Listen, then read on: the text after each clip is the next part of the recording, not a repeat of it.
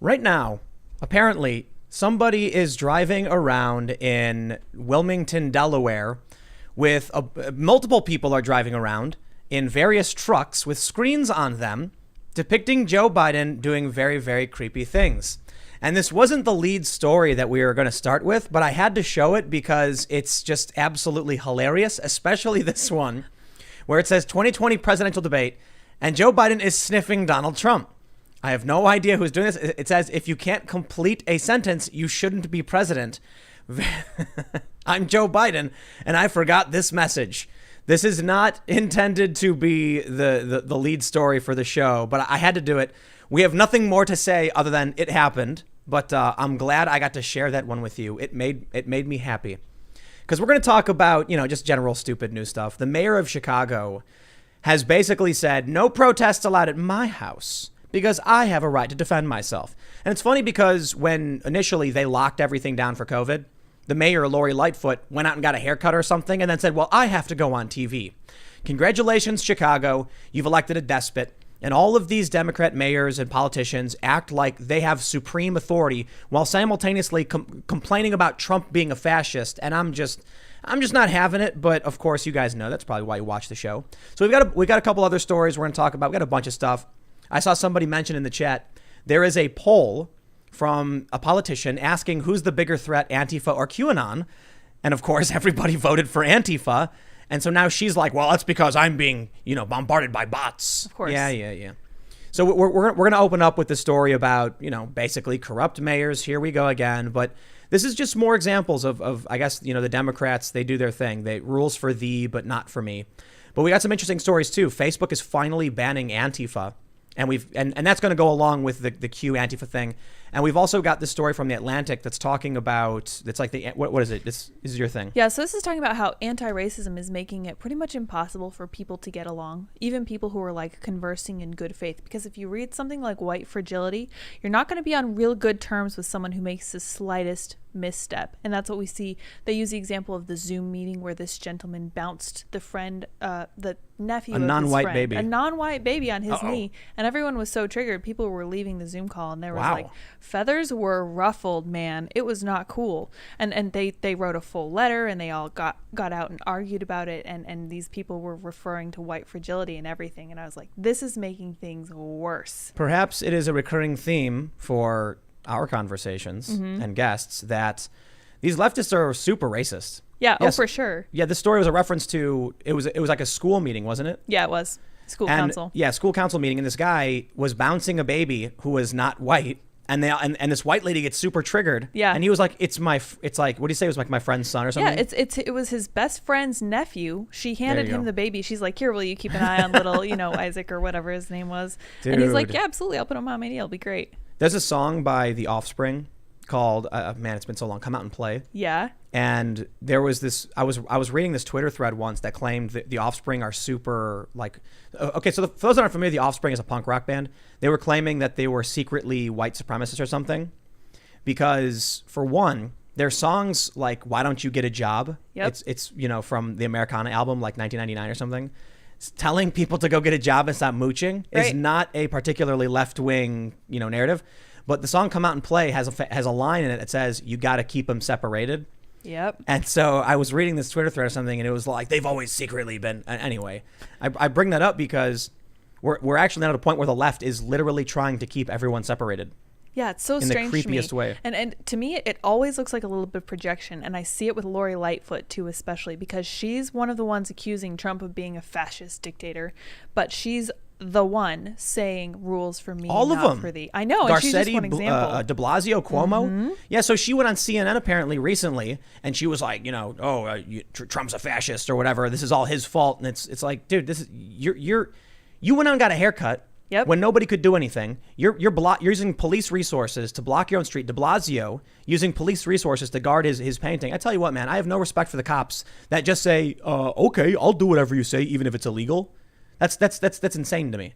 So we've got that. We've also got some stuff on schools because there's obviously a lot of really creepy stuff happening with schools. So we'll end up talking about that. Yeah. Yeah. No, sorry. Go ahead. I'm listening. I'm just we're gonna ride on Lori Lightfoot a bit because I got to tell you, I'm glad I don't live in Chicago anymore. If you have not already done so, you can give that like button a good hearty smash. And feel free to hop in with the super chats because we'll try and grab some super chats periodically. This is, the show's a little different because we have less people and we're not going to have guests every single day. So today it's just me and Lydia. We're hanging out. And we're going to be talking just about some of the stories that we've seen throughout the day. And a lot of it is kind of cultural issues, which is a bit different from, my main channel stuff, which is more like straight news, like here's something that happened. But we are going to start with this story from the Tribune. So by all means, hit that subscribe button. And we do the show Monday through Friday at 8 p.m. But check out this first story. This one hits close to home. Citing threats, Mayor Lori Lightfoot defends ban on protesters on her block. I have a right to make sure that my home is secure. Now, this story is particularly funny because doesn't everybody have a right to make sure their home is secure? They do. And I decided to do a little digging, not particularly difficult. And over on the NRA website, they actually have an article they wrote from just 3 days ago. Chicago's Mayor Lightfoot hammering away at the Second Amendment. I find this particularly hilarious. At a time when she's telling you don't have a right to protect yourself, we got to get the guns off the street. And she literally, this is amazing. She says that she says the federal government was uniquely qualified to help with Chicago's gun problem by enacting common sense gun control. Yet when Donald Trump offers actual resources, I get it. She's probably talking about Congress. But when Trump comes out and says, I can help with the gun violence, she says, no, I want the federal government to do something like enacting gun control. Yeah, she doesn't want help. She wants her political agenda. Yep. And this has been Chicago as long as I can remember. That I don't know how true this is because it was something I heard when I was a kid from my dad. The local politicians they either have armed security or they're armed themselves. They could get guns when no one else could. Well, there was like a Supreme Court ruling forcing all these states to recognize you can't do this, you can't ban these weapons. Chicago was forced to actually allow people to carry weapons. In response, all of these businesses started putting up no guns allowed on the doors of all of the buildings everywhere. So, we look at this story, and I'll start reading in a second, but this is a perfect example of using city resources to guard her home while telling everyone else no guns for you. And then what happens? Chicago is all the people who are dying of gun crime. I mean, these are the people who are committing this. They're criminals. There are guns in Chicago, for sure. There's a lot of them. Oh, yeah. So you've got these criminals that are going around not caring about the law, killing people, and regular citizens are the ones who are punished because of it. Yep, that sounds about right. Sounds Chicago. Let's read the story. They say, Mayor Lori Lightfoot defended the Chicago Police Department's ban on protesters being able to demonstrate on the block where she lives, telling reporters Thursday that she and her family at times require heightened security because of threats she receives daily. Lightfoot refused to elaborate on the specific threats, but said she receives them daily against herself, her wife, and her home. Comparisons to how the police department has protected previous mayors' homes, such as Rahm Emanuel's Ravenswood residence, are unfair because, quote, this is a different time like no other, Lightfoot told reporters. I think that residents of the city understanding the nature of the threats that we are receiving on a daily basis, understand I have a right to make sure that my home is secure, Lightfoot said. Lightfoot and Chicago Police Superintendent David Brown were asked at an unrelated news conference about a Tribune report, noting police have banned protesters from demonstrating on her block in the Logan Square neighborhood, ordering officers to arrest anyone who refuses to leave. The directive surfaced in a July email from then Shakespeare District Commander Melvin Roman to officers under his command. It did not distinguish between the peaceful protesters Lightfoot regularly says she supports and those who might intend to be destructive, but ordered that after a warning is given to demonstrators, it should be locked down. I absolutely love this because she's talking about how she gets death threats. Yeah, okay, if you get threats and you want to have a security guard, I get it. You want to have one patrol car out in front of your house? That I understand. We do that for witnesses. You want to have the cops block off your street and arrest anyone who doesn't leave, even peaceful demonstrators? You're a hypocrite of the highest order. Yeah. I can't even wrap my head around how hypocritical she's being. Even from going to get a haircut at the beginning of this, I started to think, wow, this lady really does not believe a single word she says. Well, and she absolutely does not. That's all of them, isn't it? At this point, I have no faith that any of them actually believe what they're telling us. It is, but she's especially egregious about this. I feel like she does not care. I don't know why not. I think because there were a bunch of other governors and mayors who went out and got haircuts. Yeah. And I think she was the first. I don't know, because I think Whitmer did it. Mm-hmm. These people, man, they're how do you describe them? Fascistic despots. Don't give these people power anymore. I mean, this is insane to me. Activists and police sources could not cite instances when the city repeatedly locked down her predecessor Emanuel's block against protesters. The Kenwood block, where former President Barack Obama lived with his family when his primary residence was in Chicago, was shut down for access only by residents after his election. But Lightfoot said such comparisons don't make any sense after Brown referenced the ongoing coronavirus pandemic, as well as civil unrest that may have flared since the George Floyd killing at the hands of Minneapolis police. I'm not going to make any excuses for the fact that given the threats I have personally received, given that, I get it. I make no apologies whatsoever for this.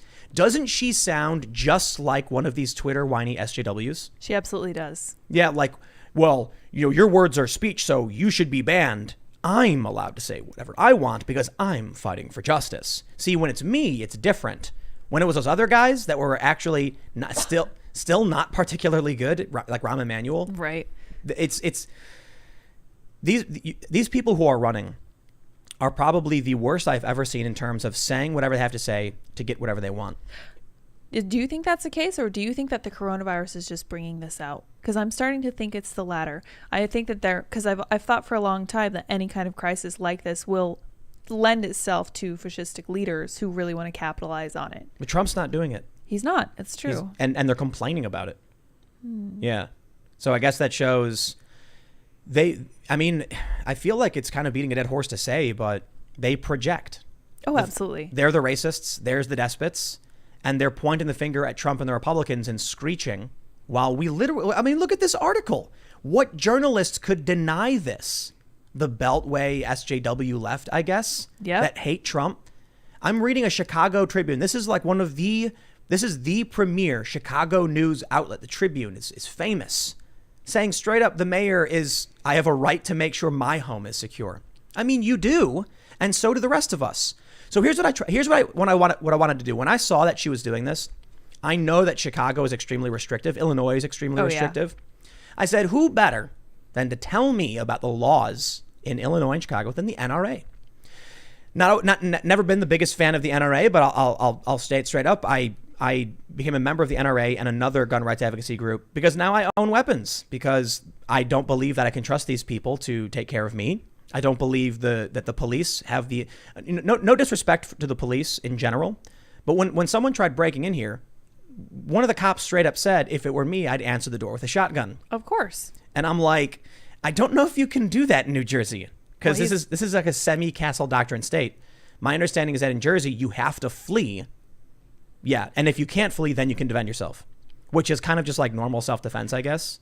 Yeah, I guess. But there are some states that have nothing. Yeah. Like there's no laws at all. I guess it just falls to self-defense. But anyway, so I go to the NRA website, and instead of finding, they do have the map of the country and like the different gun laws. Quite literally, one of the most recent articles is that Mayor Lightfoot is hammering away at the Second Amendment. To me, that's fascinating. I don't think this is whatever it is they're doing. It's not going to stop. Taking away weapons from law-abiding citizens is not going to stop crime, and I think that's completely obvious. Right. And I got to admit too, my opinion on two-way veered straight right after starting with COVID and then the riots. It started with the guy trying to break in. Yep. And then somebody made a meme, and it was you guys have probably seen the meme of the two dogs. One's super ripped and one's all whiny and scrawny. Yeah. And then it was like Tim Pool in 2019, and it was a scrawny little sad dog saying, "Help me, please! Someone's trying to break into my house." Or it was like, "Someone's trying to break into my house. Help!" And then the next one was all ripped with a bunch of guns, and it said Tim Pool 2020. If you vote for this, you get what you deserve. I'm like, well, you know what, man? Talk about a wake-up call. Someone tries to break in, mass riots, pandemic, and what am I supposed to do or say, right? Well, and it's not just you, because we've talked about this a few times, because people are buying it up. And I think it was Austin Peterson who was saying you're 4 months too late to be picky in any way about the kind of weaponry you get. Ammo shortage. Yeah, dude. Gun shortage. Yeah, makers are running out. The local gun shop near us, they're stripped clean. They put a bunch of squirt guns in their display case. It's actually really funny. It's awesome. just empty. It's all empty. And I was talking to them because I had a bunch of recommendations for, really good self-defense weapons, handguns and stuff. They were sold out. Yeah. I think they had, I'm not a gun person, so forgive me if I get this wrong, 1911, a couple of those. Mm-hmm. Is that what it's called? I think so. And then they had like a really massive revolver.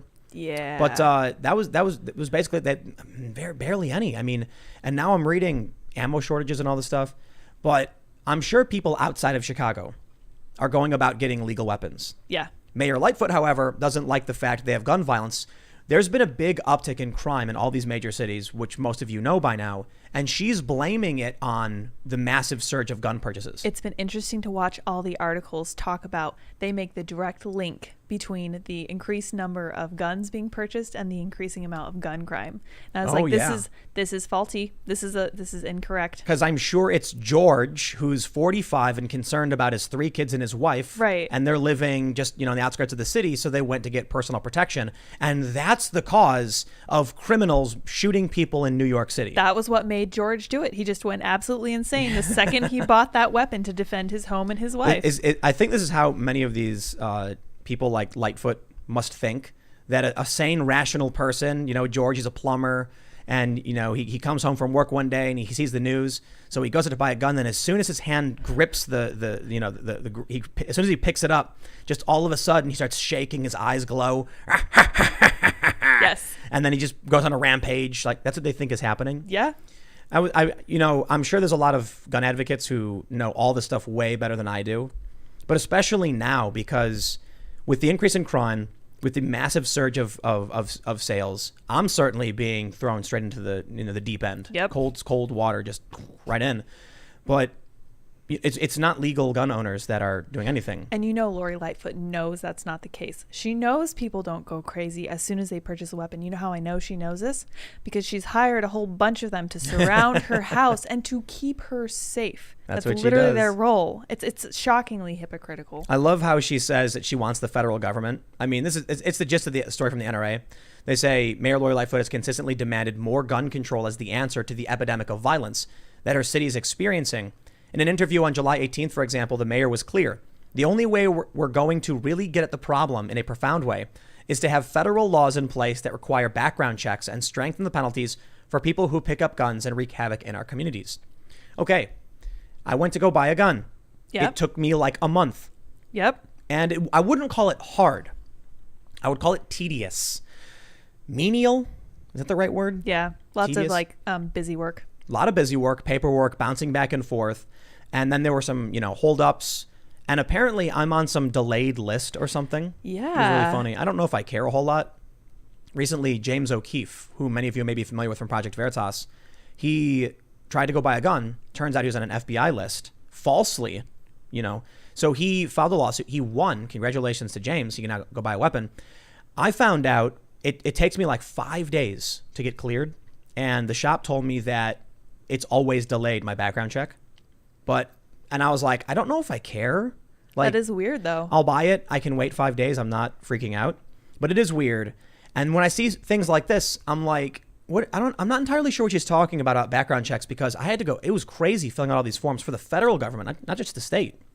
I had to fill out this form for the feds or whatever. Yeah, you basically have to do everything twice, right? Yeah. Well, because New Jersey's nuts. Oh, yes. I guess they call New Jersey one of the evil 7 or something. Yeah, it's not good. It's one of the worst states for this. Oh, definitely. And I actually filled out the same paperwork you did, and they never got back to me. Wait, I went what? and I was fingerprinted and everything, and I know I'm from out of state. My ID was from out of state. No one gave me any static about it at the time. They just never got back to me. So I actually need to follow up with them. Yeah, you because should they just do that. kind of let it fall into a black Well, hole. It's really cool because I got my, what is it, the federal license or whatever. Yeah. There's so many people in the chat who are probably like, Tim, this is what it's called. And I'm like, I don't know. It's all right. But I went and bought a gun. Yes. A bunch of them, actually. We are equipped. Yeah, we are. And so anyway, back to the story is what I love. She's talking about the federal government needing to enact these gun laws, when in reality, the problem is criminals who are already breaking the law. Like you have laws in Chicago. You have criminals who have broken the law in Chicago. Making more laws won't change the fact these people have already broken the law. I don't understand what she's trying to say. It just makes no sense. Except for the fact that she's, look, these people in Chicago are rather despotic. I love that word, by the way. I do too. Despotism. It's very fitting for this year. Yeah, despotic. So this is, I love to go back to this one. Oh, man. Mayor Lori Lightfoot, I don't need leadership lessons from Donald Trump. Apparently you do. Lie detector test proved that was false. Yeah, no, I'm sorry. I think she actually does. Take a look. This is from the Situation Room. There she is. Got a little Biden for president behind her. Well, I'm glad to see that she's supporting that. She says, that's just ridiculous, hyperbolic rhetoric. He is at a race to the bottom. Chicago Mayor Lori Lightfoot reacts to President Trump using the line, blood-stained sidewalks of Chicago on the campaign trail. What we have here is a fundamentally failed leadership on every major issue. I'm sorry, man. No, it just... Is she referring to her leadership or his? I hope she's referring to herself. Yeah, that would be surprisingly self-reflective. The other night, from most of you who caught the show the other night, we had Jack Murphy on. Yeah. And Jack's from Chicago. I did not realize that about him neither until did later. I forgot. I'm pretty sure he told me before, and a bunch of people here after the show are all from Chicago. Yeah. And it was really funny how all of us are no longer in Chicago. Indeed. And I know it's not for all the same reasons, but I mean, for me, and I'm pretty sure at least one or two other people, look, the food's fantastic. Right. One thing Chicago does right, you look at what does LA do? They got Hollywood, they got acting and stuff. New York, I guess they got finance. Chicago's got food. Yeah. Tell you, they got hot dogs, they got Italian beef, they got giardiniera deep dish pizza, cheesecake, Garrett's popcorn. American cuisine. Yeah, but the violence is too much. Yeah. I was in South Korea once, and this is a really funny story. I'm from Chicago. Yeah. Everybody knows it because I bring it up all the time. Huh. Yes, that's right. I'm a mixed race high school dropout from the south side of Chicago. You've heard that one once or twice. Yep. And I remember talking to some people from South Africa who were in South Korea. They left. And they told me it's not as bad as everyone thinks in South Africa. I've only been carjacked like 5 or 6 times. Whoa. I was like, wait, what? Whoa. Yeah. I So, mean, if it's what you're used to. I'll count my lucky stars that that's not my experience in Chicago. But I've had people who have been, I know people who have, I know a lot of people died. Maybe not a lot, maybe a handful in Chicago, people I grew up with. And, more like friends of friends. And then I'll hear these stories and I'm like, man, did you hear? Yeah. It's just senseless gun violence for sure. But these are people who are already breaking the law in a city with, the cops got a bad reputation. They do. They have some corruption. Yeah. To put it mildly. Yeah, some crazy stuff. And I think Chicago only ever elects corrupt politicians. Why is that, do you think? I don't know, man. A legacy of like Al Capone or something like that? Maybe so, yeah. They're trying to carry that on. Maybe, in Brazil, they did this thing called pacification to the favelas. The favelas are shanty towns. Mm-hmm. And so there's a really interesting thing about Brazil. And this is what they told me when I was down there. The rich people lived by the beach. And so the poor people were forced to climb the hills. Oh. Whereas in many other places, living on the hill is for the rich people. It's fortified, it's safe, you can see everything. But, living by the port and being on the beach, I guess when you're in, Copacabana or something, it's preferable. So you end up with these shanty towns where people are literally building on top of each other. And eventually what happens is, because it's kind of crazy, somebody would build a house and then someone would walk through that house to build a house on top of their house. That's how crazy it is. Oof. Yeah, sometimes it rains and the houses just wash away. Oh my gosh. But they've been trying to fix them, and they call it pacification or reclamation, because they've just kind of let them do whatever they want. They've formed their own leadership, and so they had these different groups. I think I was corrected the last time I talked about the BOPE. This is like a tactical SWAT squad. Like, these are the guys with the skull balaclavas going in and pushing out the gangs. Are they the ones that use the live ammo? I believe, they're all using live ammo. Wow. I bring them up not to suggest we do anything like that. Heavens no. But it's interesting how Chicago has done nothing in all of this time to literally nothing. It's like, you don't got to go like Brazil, marching in the stormtroopers with live ammo and rifles around corners with a special training. You send in some cops. And you stand in some street corners and you talk to the community leaders. You have some meetings. You ask them, what they think is appropriate. But for whatever reason, maybe Chicago does that. Maybe they do. I don't know. I did an interview with this woman who said the problem they have is illegal guns, and it's difficult for them to legally own guns. And this was really interesting. This was a black woman who was advocating for gun rights in the black community, because she felt legal gun ownership would protect people from random gun violence. And that was a really interesting take coming from the city. Yeah. Well, I think I have more respect for the alderman in Chicago than I do for Mayor Lightfoot. I think that she's a little bit crazy, but the aldermen seem to be on the ground with the people in the communities. Was that kind of your experience? I mean, I never met my alderman or Never whatever. really met him. Because I remember when this first went down, the aldermen were like beside themselves. They were talking to Lori Lightfoot. They were cussing her out on these Zoom calls. And I was like, you tell her, because The audio leaked. yeah, someone needs to talk about this. And they were like doing it. It's because she doesn't care, in my opinion, about anyone in that city. But- I really don't. I mean, look at this. This is the story we were referencing earlier. Chicago Mayor Lori Lightfoot defends hairstylist visit amid coronavirus outbreak. I'm the public face of this city. I'm on national media and I'm out in the public eye, Mayor Lori Lightfoot said. I don't care. I have a point to make about Lori Lightfoot's hair, and it's not going to be very complimentary. Her hair needs a little more than a hairstyling, I'm afraid. I don't know. I'm sorry, lady. I don't have the greatest hair either, but going out for a hairstyling in the middle of a pandemic after you told everyone else not to do it is just disgusting, honestly. Like, give me a break. She's all in all just kind of a bad person, I guess. Yeah, I'm starting to think so. But hold on. Hold on. To be fair, I can throw it to New York City. Oh, okay. Mayor de Blasio's wife is branded a disgrace Yes. for having a staff of 14, including a $70,000 videographer, who filmed her baking cookies while crime soars after $1 billion NYPD cuts and trash piles up on the streets as 22,000 city job face the chop. I love their headlines. Oh, that's the Daily Mail. Yeah. But so this is the question I had for you, because I've heard people talking about this. I was like, you know what? My initial assumption, Bill de Blasio's rich, isn't he? Yeah. He's a landlord. He owns multiple properties or something. He gets like $8,000 a month in rent. Yeah. I don't know how rich he is, but I was like, so what? So he hired a bunch of people for his wife? Yeah, so I looked this up, and this is city money. They're spending over $1 million a year for her little staff.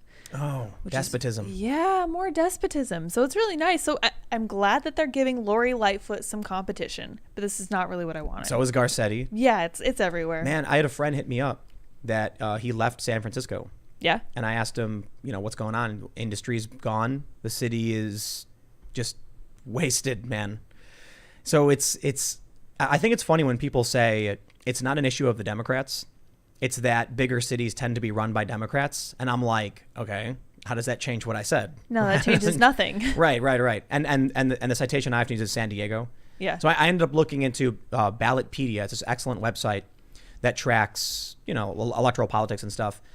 I was looking at the top the top cities for crime and the top cities per capita. And I think per capita, I think there's like one Republican city. I could be wrong. I'm not sure if it's per capita or not, but you're basically not going to find Republican cities that are managed this way. Yeah, as I recall, there were 2 Republican cities and then 1 independent-run city that were kind of on the level of any of these Democratic cities. And I was like, there must just be a difference in the way Republicans manage things, because this isn't the same. It's not on the same level. I don't understand how people stand for this. I really don't get it. I mean, to be fair, I'm leaving. Like we're packing up shop. I got great news, everybody. The upgrade is happening. Good We news. finally, landed this deal, and now we're good to go. But you know what?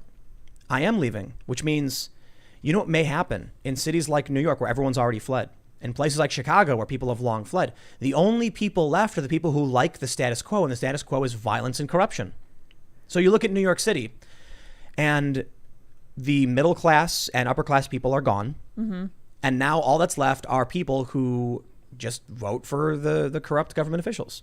Chicago, with all the violence, I left a long time ago. Maybe the problem is people like me refusing to stay and vote these people out. Yeah, sorry. When I leave Chicago, then I'm not there to say no. When I leave, New Jersey now, I'm not going to be here saying no to Governor Phil Murphy. Yeah. Is that his name? Murphy? Yeah, that's an interesting point, because I was watching Will Witt, because he lives in California. I read one of his tweets, and he said, I am staying here so that I can make a positive change here. And I was like, you know what? That's really brave. I can appreciate that. If you have a platform and if you have a way to make a change where you live, maybe that's the right approach. I don't know. And I encourage people to get out of the big cities, but at the same time, it's like, maybe there's something to staying and trying to make a positive difference. You turned red again. Did I? Oh, tomato lady? Oh, nice. We fixed the camera. We did, I swear. Whatever. It Oh, happens. it's all I don't good. know. We're going to have to fix the camera just again. naturally So red. you guys who are watching, you get to see Tomato Face Lydia. Tomato lady. So I think what all of this there's an overlap here. We have another story that I want to get into because this also has to do with schools, and then we can segue into schools. But what gets a lot of these people elected? They whisper everything you want to hear into your ears. They tell you all of these great things about diversity and inclusion, social justice. We're here for you. And you know what's crazy is that once you give someone something, it's impossible to take away. Oh, yeah. So you have people who become gradually more dependent. They become dependent on the system. So I've been a big fan of social programs, government social programs, 100%. However, we do them wrong. Oh, yeah. The way I've always described it is, at some point, something happened where the analogy is you got a cut on your arm. And so what do? Well, you clean it. You put a Band-Aid on it. Then eventually you take the Band-Aid off, you clean it again, and you put a Band-Aid back on it. So you got to keep checking on it, removing the Band-Aid, cleaning it, see if it works, and then trying to get it to heal again.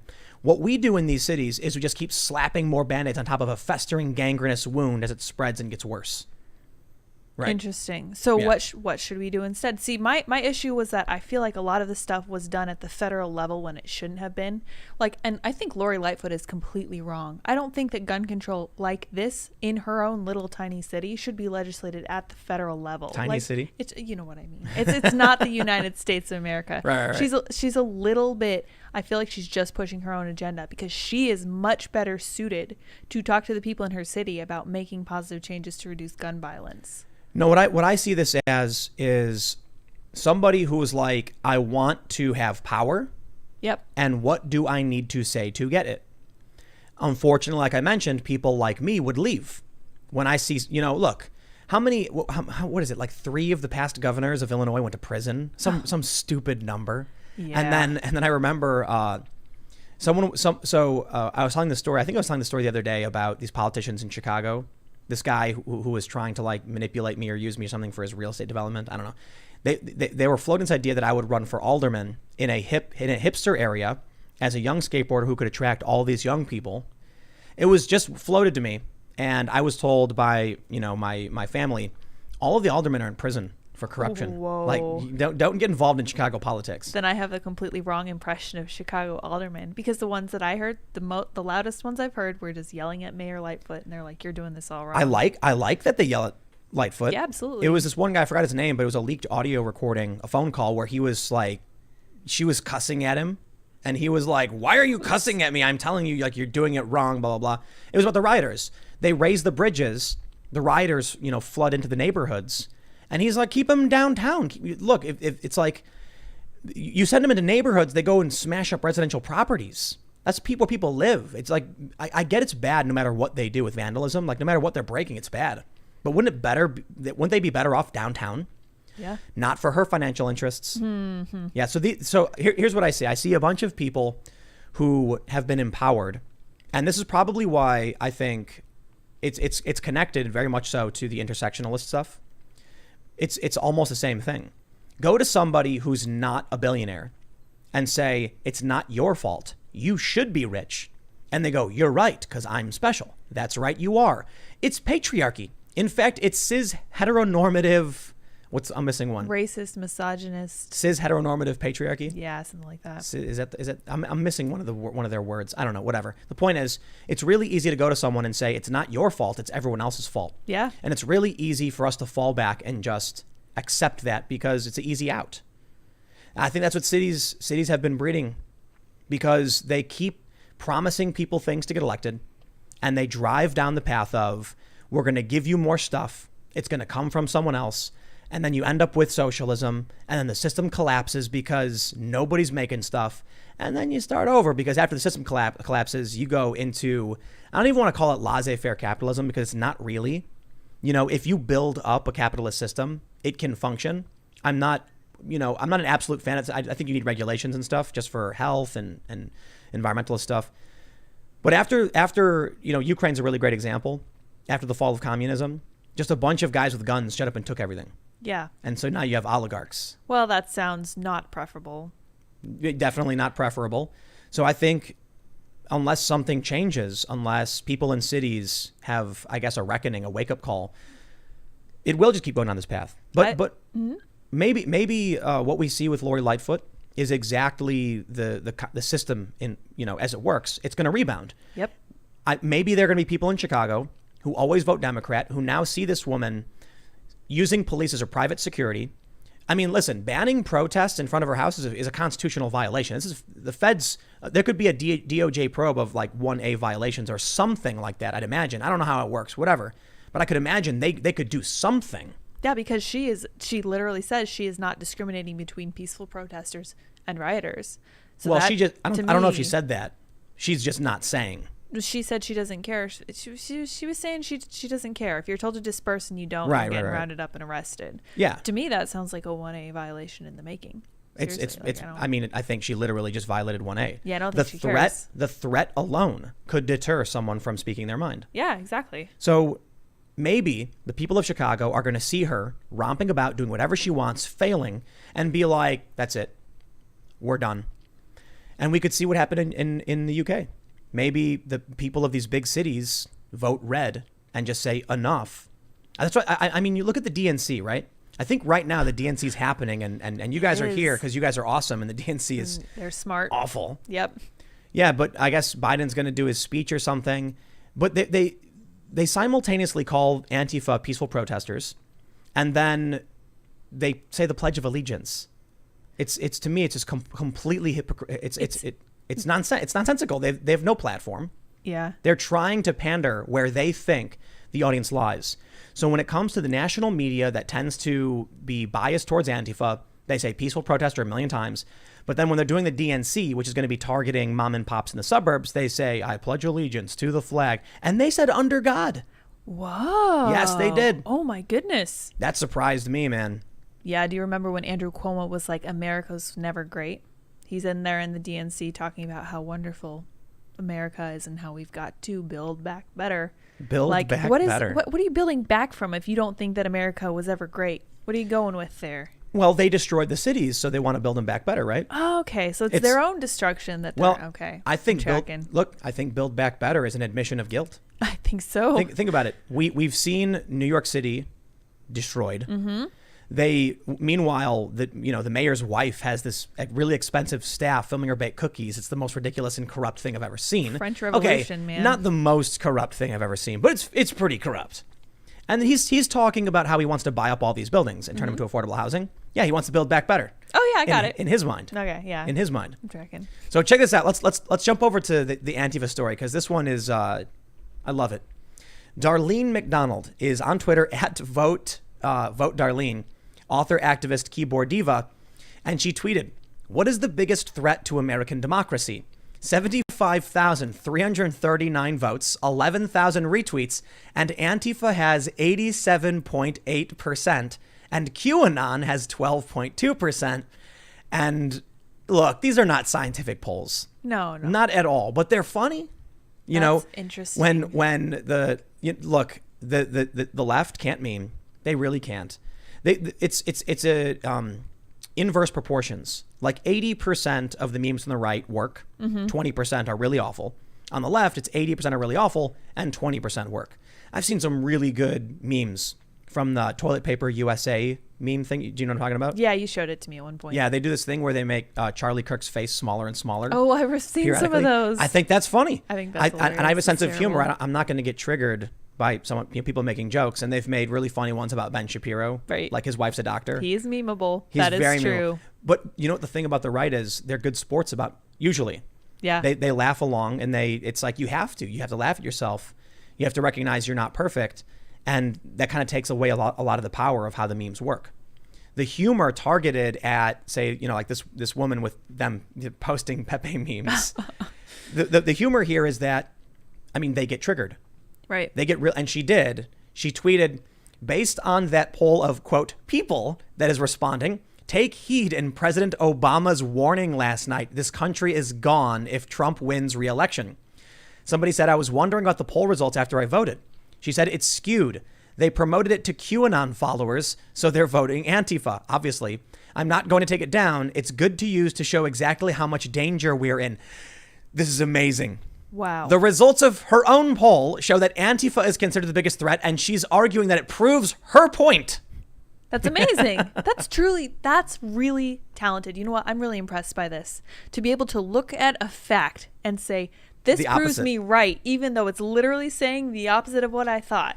Well, at the very least, a sane person's going to say something like, I can't tell what's true or not because they shared it to all their followers. Yeah, she could at least have stopped it and been like, a bunch of QAnon people shared this. It might be biased. I'm not convinced And it's now, correct. I just tell people, I really think Twitter polls are dumb. Yeah, they are. Everybody, I posted one recently. What should we call the postal office? Conspiracy theorists.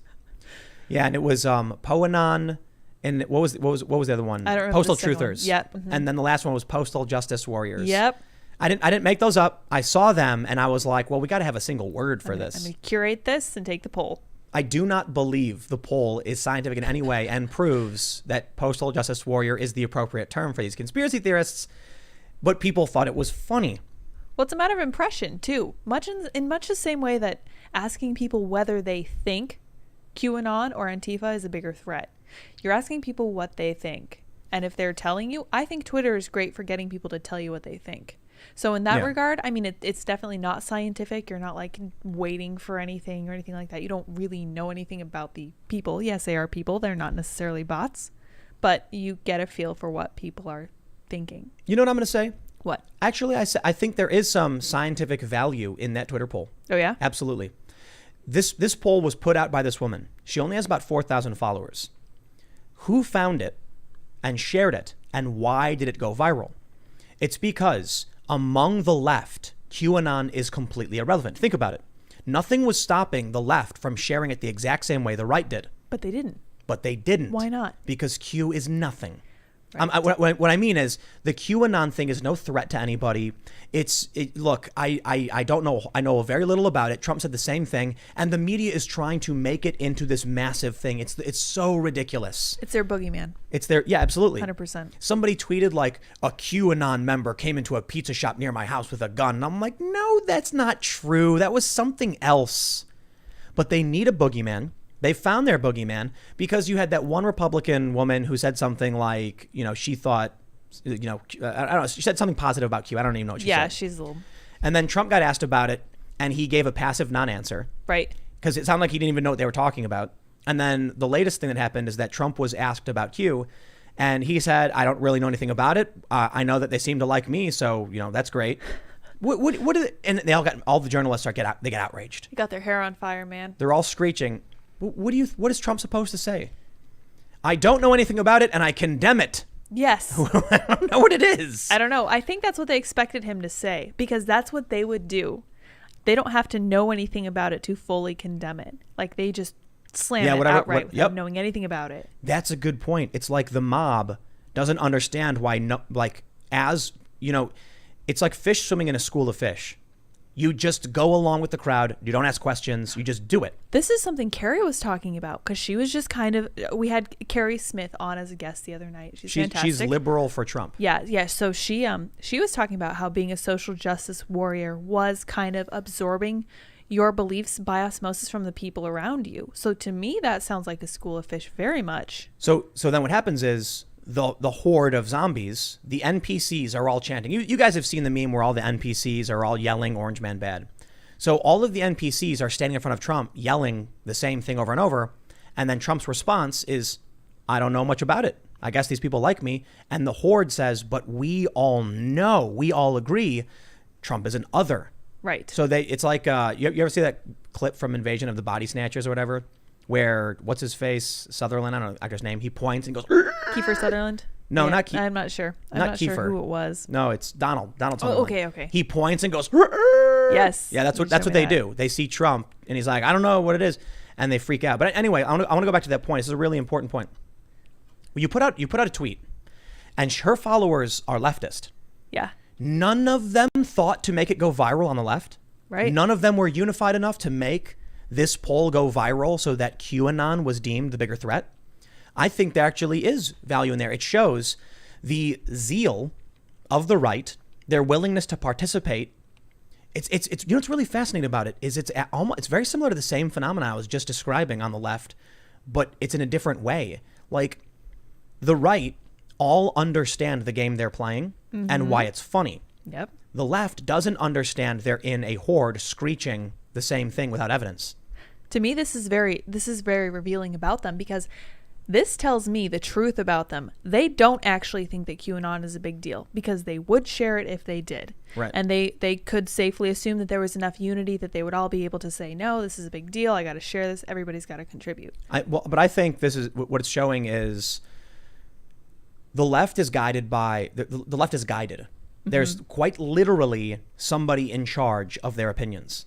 And it's like that. You see that MSNBC clip where Micah Brzezinski said it's our job to tell people what to think or whatever. I remember that. It was something like that. You can Google it because I'm probably getting a little bit wrong, but it was something like it's our job to tell people what to think, and that's quite literally what happens. That's MSNBC. So the reason they don't share this and it doesn't go viral is because their dear leader didn't tell them to do anything. Right. So they don't. They get there. Actually, this is a little bit like what I was talking about on my main segment today. When Donald Trump bought the front page of the Washington Post. Yes, and it was glorious. And these journalists just imploded. Like, some of these people, man, some of them tried feigning professionalism, like, well, I humbly object to this. But others were like reeing at the top of their lungs. 30 pieces of silver. Yeah, was it worth the silver Washington Post for selling your soul to Trump? Be more hyperbolic. But anyway, some people were saying it was bad for Trump that he bought the ad space on the Washington Post. It's like one of the most prominent papers in the country. I think like the second or third most prominent. And Trump bought. When you go to the Washington Post, the whole thing just turns into a video player for Donald Trump. Some people said Trump just gave the Washington Post tons of money to do journalism to call him out, and beneath the ads was all stories negative about Trump. Right? Mm-hmm. They said that's why it's a good thing, and I said no, you're wrong. The reason why that's not a good thing is because normies go to the Washington Post. People who are looking for their opinions to be given to them go to the Washington Post. And now they're being shown two opinions? Uh-oh. Whoa. The narrative is going to shatter. Oh, man. Now, some of them might recoil in horror and screech because, it's a threat to the hive. But there's a lot of regular people who are like, Kamala Harris is far left. What's this? And they click it, and then they see all this stuff about Joe Biden they've never seen before. And that's why Trump did it. Interesting. It's not the same on the right or on in independent media. So the way I kind of see it is the right is a meritocracy and the left is a command economy. It makes perfect sense. That's the policy they want. It's the government they want. And the right tends to be, if the idea is good, it goes viral. And so the right has this advantage on the internet in that virality among right-wing memes only happens if everyone agrees. And it's not like there's no vote, there's no argument. It's quite literally you make the meme and do enough people think it's good. You know what? That is really interesting because you're basically throwing your meme out there to be voted on. Right. You're like, what do you think about this? Do you think this is true? Does everybody agree with this? Does everyone want to argue with this? Because I like doing that. I'll post memes sometimes. I'm like, I want to see what people say about this. But if it's funny, you'll share it. Right. Absolutely. And so I shared this one meme where it's the guy from the DNC dancing. Mm-hmm. And then the comment on YouTube says, we're going to lose, aren't we? It's perfect. it's the perfect of this feeling everybody's kind of having, these Democrats, like you're watching the Democrats wake up to how cringy it is. I decided to share that out of all the memes. Right. So this one is getting a ton of traction because it resonates with people. It shares an idea. On the left, they don't do this, and that's why they struggle to meme, because someone has to tell them what is acceptable. Yeah. Otherwise, they'll get canceled. You're right. So it's all kind of a mix, a mission. It's not just one thing though. It's like yin yang. It's these two different schools. The right doesn't care about being offensive. Because if they are, the idea just disappears and no one shares it. If it truly does bother the greater hive, it doesn't go anywhere. Yeah. Because let's say you have 100 people and they're, independent, internet-based, right-wing, moderate, anti-SJW, whatever this weird group of people is, someone could post something and it could be just offensive to any human and no one in their group cares to share it. Or it could be a really funny joke from Dave Chappelle or Family Guy or something and they all start sharing it and laughing. Then as soon as it reaches people on the left, they look at it and look around, what should I say or do? And they wait for their priests or authorities to confirm, hey, look at this thing, it's funny. That's why you always see the same exact memes shared by the left, like that XKCD comic on free speech. Oh my gosh. For those that don't know, it's this one where it's a comic that conflates free speech with the First Amendment. It's just so wrong. Or the one by that guy where it's a dude popping out of a well saying, there's like a peasant saying we should improve society. And he goes, yet you live in society. Ho ho. And that's the only ideas they share are the approved ideas that everyone else is sharing. Whereas you go on the right and it's like I often mention, I think one of the best examples is gay married Dave Rubin hanging out with Orthodox Jew Ben Shapiro. Yep. Clearly they don't agree, but they agree enough that we're people, we get along, we have to learn to live together. And so ultimately going back to this poll, I think it's actually really fascinating how much I've been able to milk this one tweet into this longer conversation. No, it's a really good conversation. But I think I kind of just figured something out, Oh yeah? Well, yeah, it's just exactly what I said. A leftist posted a poll that should have, for every reason, shown QAnon to be more dangerous than Antifa. Yeah. But it was Antifa. So that says one or two things. Maybe her followers really did think Antifa was more dangerous. I doubt it. Or they don't care enough to actually share it unless prompted by an authority figure. And she doesn't have the authority. She's not a big brand. She's not a Democratic politician. She's not a high-profile social justice warrior or anything like that. She's a low-profile one. But on the right, if it's funny, they'll share it, and everyone agreed, vote Antifa. And the only reason it went viral was because right-wing people did think that it was funny. That is interesting. It makes me wonder a little bit how many times left-wing people look at memes from left or right and think, you know what, that's really funny. I'm not going to share it, but it's really funny and I like it. You don't think they do? No, I don't. Really? Yeah, I don't. I think one thing that separates they're memes. Yeah, but we think they're funny. So look, why is it that someone like me who could be a liberal my whole life, I mean, I was far left when I was younger. I wrote a bunch of anti-government, anti-war songs and stuff when I was a teenager, listened to all this punk rock stuff. How did I then become liberal? And now here I am, I hang out with people across the spectrum. I have friends who are far left. It's very difficult. It's very difficult. But no, now I'm looking at the election and I'm like, I think for these reasons, I got to vote for Trump. A lot of the reasons that Jack Murphy pointed out. How does that happen? It's very simple. I have a sense of humor. Right. They don't. I wonder what it is that makes a sense of humor. And I've thought a lot about this because I think it requires a lot more humility than they can have. And I think their religion makes them so stiff that they can't bend in any way. Otherwise, they just absolutely shatter. It wasn't this the moral authoritarian Christian right? This used to be the right wing in the 90s. And I remember thinking that it was boring because it was. And it was kind of repressive and sad. And I didn't really like it. And then something happened, and all of a sudden along comes, Ben Shapiro. Mm-hmm. And all these videos start popping up on YouTube where it's like, Ben Shapiro destroys, college leftists with facts and logic. And it was hilarious. And it was a meme, and he laughs at it. And the funniest thing to me about Ben Shapiro is that he is super buttoned up, and even he can laugh at this stuff. He thinks it's funny. He's like, yes, make fun of me for telling you that my wife's a doctor, because they both worked really hard for that, and they have 3 kids and everything. Like, that's some hard work. I think to them. There are some people in the anti-SJW space who can't take a joke. Oh, yeah. Who get super offended. Oh, yeah. But like I said before, it's like inverse proportions. For out of 10 people, 2 people on the Trump side can't take a joke, but 8 can. Mm-hmm. On the left, 2 people can take a joke, 8 can't. So I often explain this to people. You go to a Trump rally, the worst thing that's going to happen to you is someone's going to insult you. Like if you come in there and you bring anger and animosity, I mean, you can start a fight. I just don't see it happening. If you insult somebody or make a joke and mock Trump, people are probably just going to be like, I don't know, whatever, and they're going to ignore you. You go to a left-wing counter-protest, and you even resemble anything. So there was somebody at one event who was wearing a red hat, because you know they make the MAGA hats, but they're parodies. Yeah.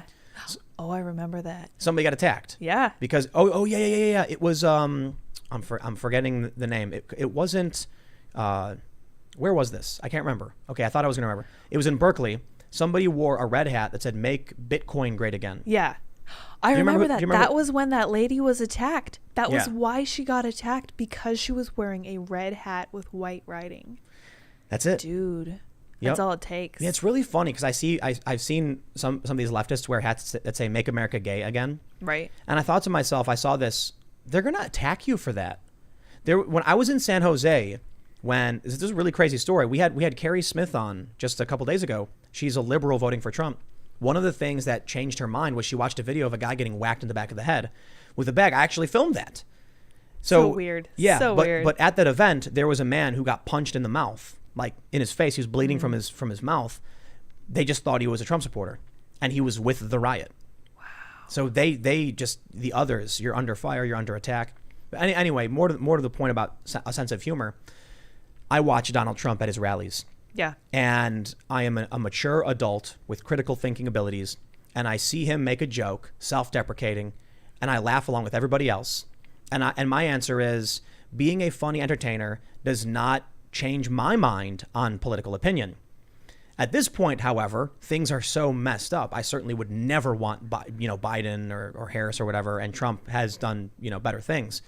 But I've never had a problem. That's probably why some people try to argue I have Trump derangement syndrome, and it's the stupidest. I think it's the stupidest thing ever, because I'm just, there's some things I've been critical of, but I think he's pretty much improved greatly in the past year or so.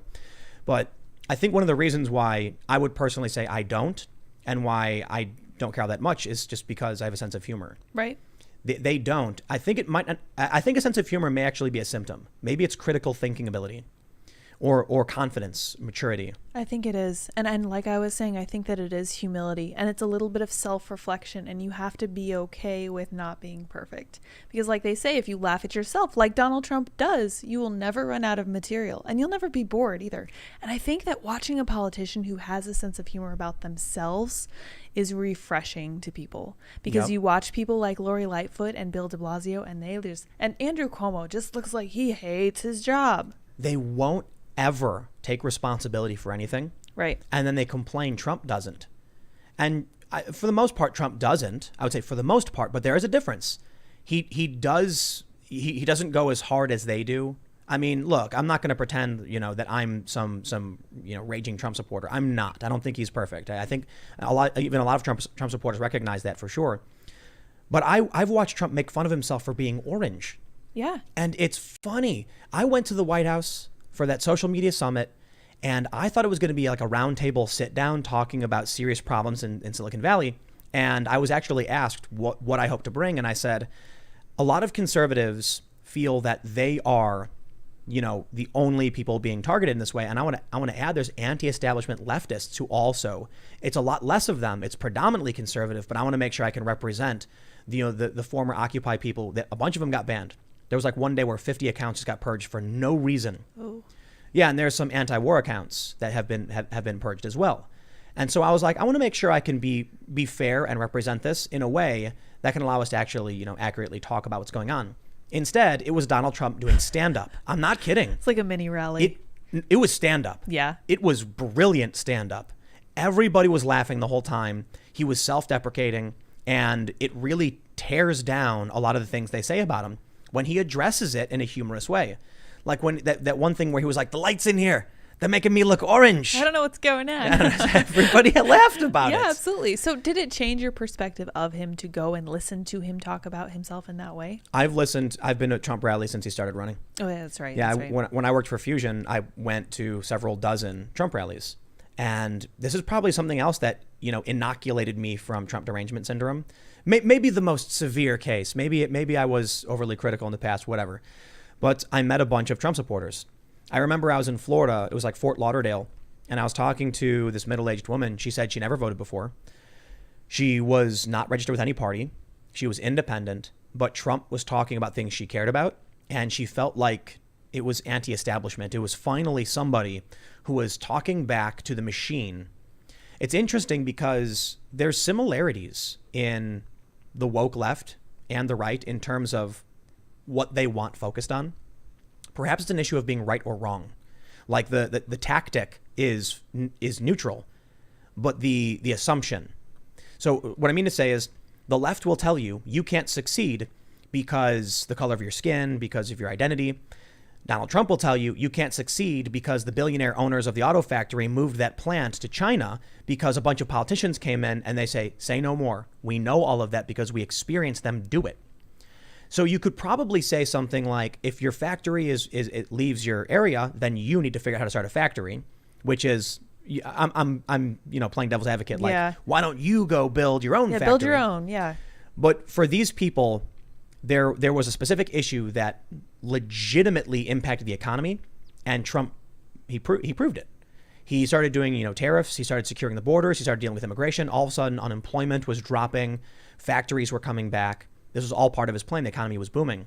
These people voted for him because he said, here's the problem. And a bunch of them said, yes, we quite literally witnessed that thing happen, and this policy could change that. The left just says, a multimillionaire black woman has less privilege than a homeless white man, which is nonsensical and subjective, moralistic, and irrelevant to policy. Yeah, I have always kind of noticed this about him. And for all of the times I've facepalmed over something that he's tweeted, I have never ever felt like he did not care what happened to American workers. Watching him actually engage, he is not the politician who goes and engages in fights with people who are supposed to be supporting him. That baffled me about Joe Biden. Like watching him mix it up with those blue collar workers in the factories. Fat. Yeah, look fat. I see why your wife left you. What are you talking about? He doesn't want to win. I don't think he does. And watching Trump actually engage, it's like, he seems to care. He really does. I have a really funny idea. Oh, yeah. Man, I would love to do some sketches. We're going to have, I don't know if you guys know who Ryan Long is. You should know who he is. He's a very funny comedian. Yes. He's going to be hanging out here next week at some point. But I'm just imagining Joe Biden is behind the scenes, talking crystal clear. And he's like, he's having a beer. And then he's like, he looks at his watch and he's like, oh, I got to go on. And then he jams cotton in his mouth to purposefully cause himself to slur. And then he goes out there and he purposefully just gaffes everything and fumbles. And then when he goes back behind stage once it's all over, he just looks at his friends and they all start laughing maniacally, like, yeah, it's all a bit. They're just trying to lose. He's insulting his own supporters. My favorite is that he's told multiple people not to vote for him. Yes. What? That's his crowning achievement thus far. When my favorite was the guy who was trying to support him. He was like, I see what I can't remember exactly what he said, but he was like, I see what you're saying, but if you don't want to do this, what do you say to these people? And he goes, then vote for Trump. And the guy goes, no, I don't want to vote for Trump. I'm asking a question. No, you go vote for Trump. Oh, okay. Okay. All right, I guess I will. I can't believe that he did that, man. Man. I'm feeling CNN poll came out. Yeah. 15 battleground states, Trump's at 1 point behind Biden. My goodness. And the margin of error is 4 points. That is quite the gap that he closed over the last 4 days. What happened the last 4 days? Well, there's two big things. Yeah. Kamala Harris. Mm-hmm. She is unlikable. Yep. Though CNN says, 54%, or I think it's 53% approve of the choice. And it's like, I guess 47% didn't. Yeah. Right. So how many votes are you going to lose? Glass half full, But sure. Okay. I guess, just over half support it. She takes the majority, but she's unlikable. That shouldn't raise Donald Trump's approval rating, but it should close the presidential polling gap between who you're going to vote for. Mm-hmm. So that makes sense. But for Donald Trump's approval rating, it recently spiked, according to Rasmussen, to 51%. And with a disapproval of 47%. Keeping in mind, it's only one poll, so this could just be static.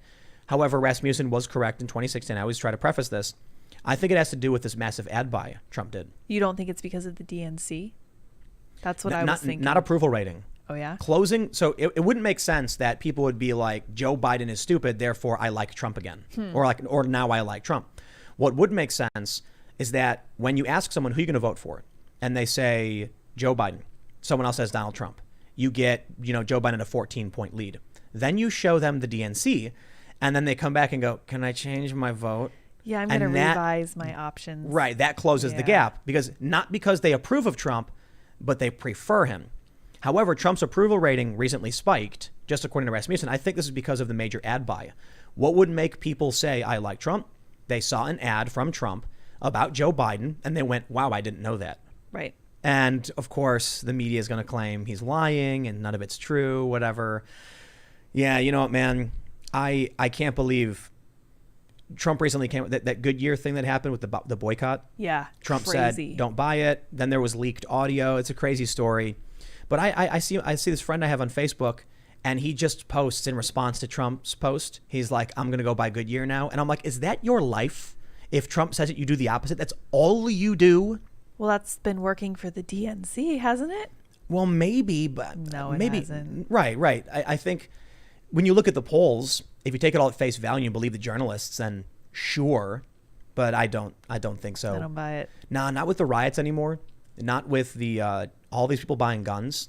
Yeah. You have to convince me that all of these liberals who went out and bought guns, and they did in urban areas in like New York and LA, they went out and bought guns, that all of a sudden they're holding the weapon in their hands, and then the Democrat goes on TV and says ban all guns. They go, okay, I just bought it, but sure, I'm gonna give it back now. Yeah, let me get rid of the thing that I thought would protect me and my family when someone told me I couldn't have, security around my house. It was luxury.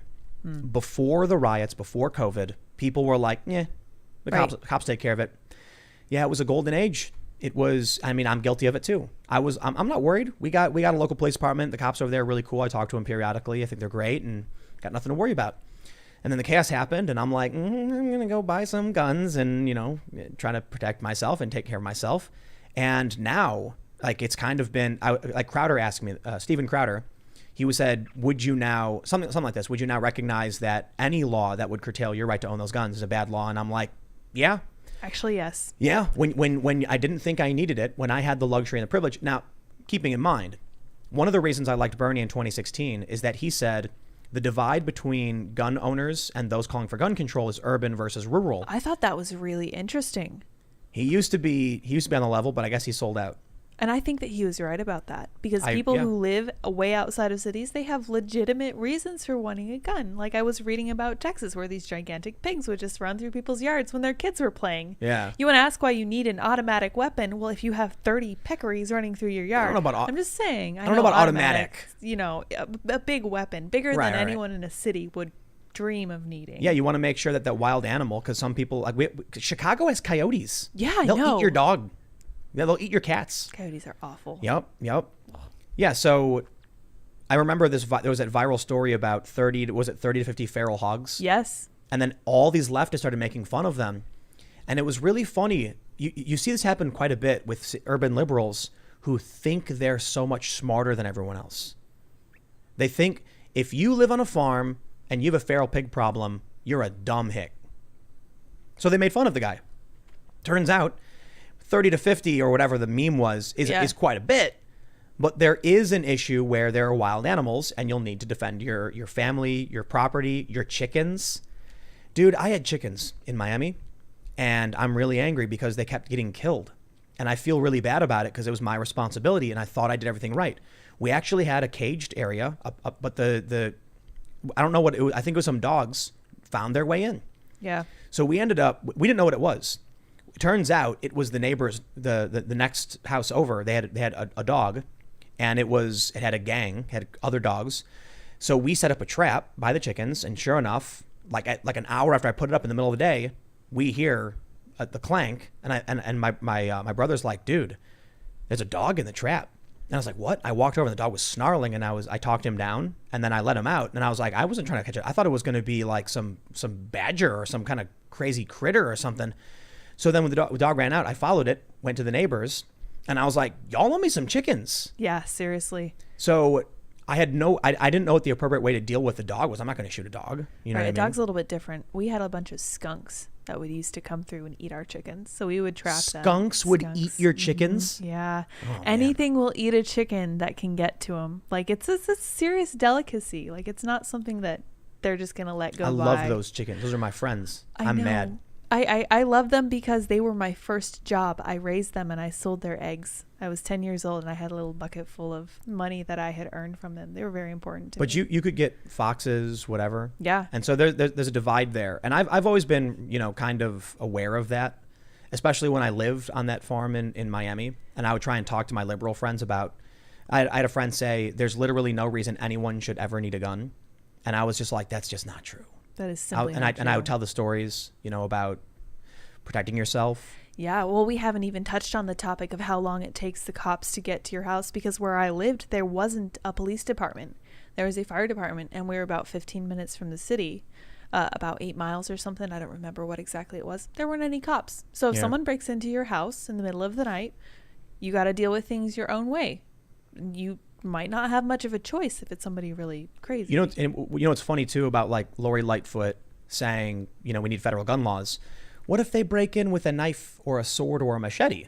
Yeah. So your gun is banned? You're going to sword fight the guy? Well, this is what happened in London. They have very strict gun laws and they don't have a lot of gun crime, but they do have a lot of knife crime, and people get stabbed in the streets all the time. So you think Self-defense is important anywhere, and Lori Lightfoot knows it, and this is why she has protection. Well, we should jump over to this next story because we kind of got sidetracked. A little bit, yeah. Quite a bit. Check Wow. this out. This is some good news, and I did talk about this briefly earlier, but I want to highlight this because there's something else happening too. Facebook is banning Antifa accounts, other groups promoting violence. Of course, these woke lefties are screeching in rage. Facebook is treating anti-fascism the same as murder-linked conspiracy groups. Oh no. You see, the original plan was to talk about the Twitter poll where Antifa was... And tie it with this. Yeah, and then show you like they're actually banning these groups, they're taking it seriously. And then we went off on some other We tangent. ended up but talking it's about totally- chickens. Talking about chickens, Yep, mhm. which is great. But this is actually really fascinating. It's not just that they're saying Antifa is violent, because now we're seeing Facebook do this. We've seen Teespring do this. Yeah. Twitter won't do it. You know, I guess the Twitter Portland, the riots in Portland are being organized on Twitter every night, and they just let it happen. Mm-hmm. But check this out. Fast Company says Facebook is quietly pressuring its independent fact checkers to change their rulings. As What? Facebook struggles with waves of misinformation, the company's political and business concerns are influencing its fact-checking policies. You know what I think is actually happening? I think Facebook is realizing the fact checkers they've brought on are all politically biased and targeting information that would hurt them or offend them. Maybe I'm wrong. We should actually go through this. Yeah. But they mention specifically Lila. Is it Lila Rose? Yeah, Lila Rose. Yeah, from Live Action and abortion rights. And check this out. So, I mean, let me just make sure I get this. Make the point clear about Antifa for those that were tuning in for this. It's as simple as this. Facebook has begun banning Antifa accounts and other groups. We will get to the left bias, but I want to start by showing you this. They're changing their fact-checking rules. You may have heard me talk about the story recently where I made a post about Bill Clinton being in 26 flight logs, then being ID'd by one of the victims. One of Facebook's fact checkers labeled it fake news.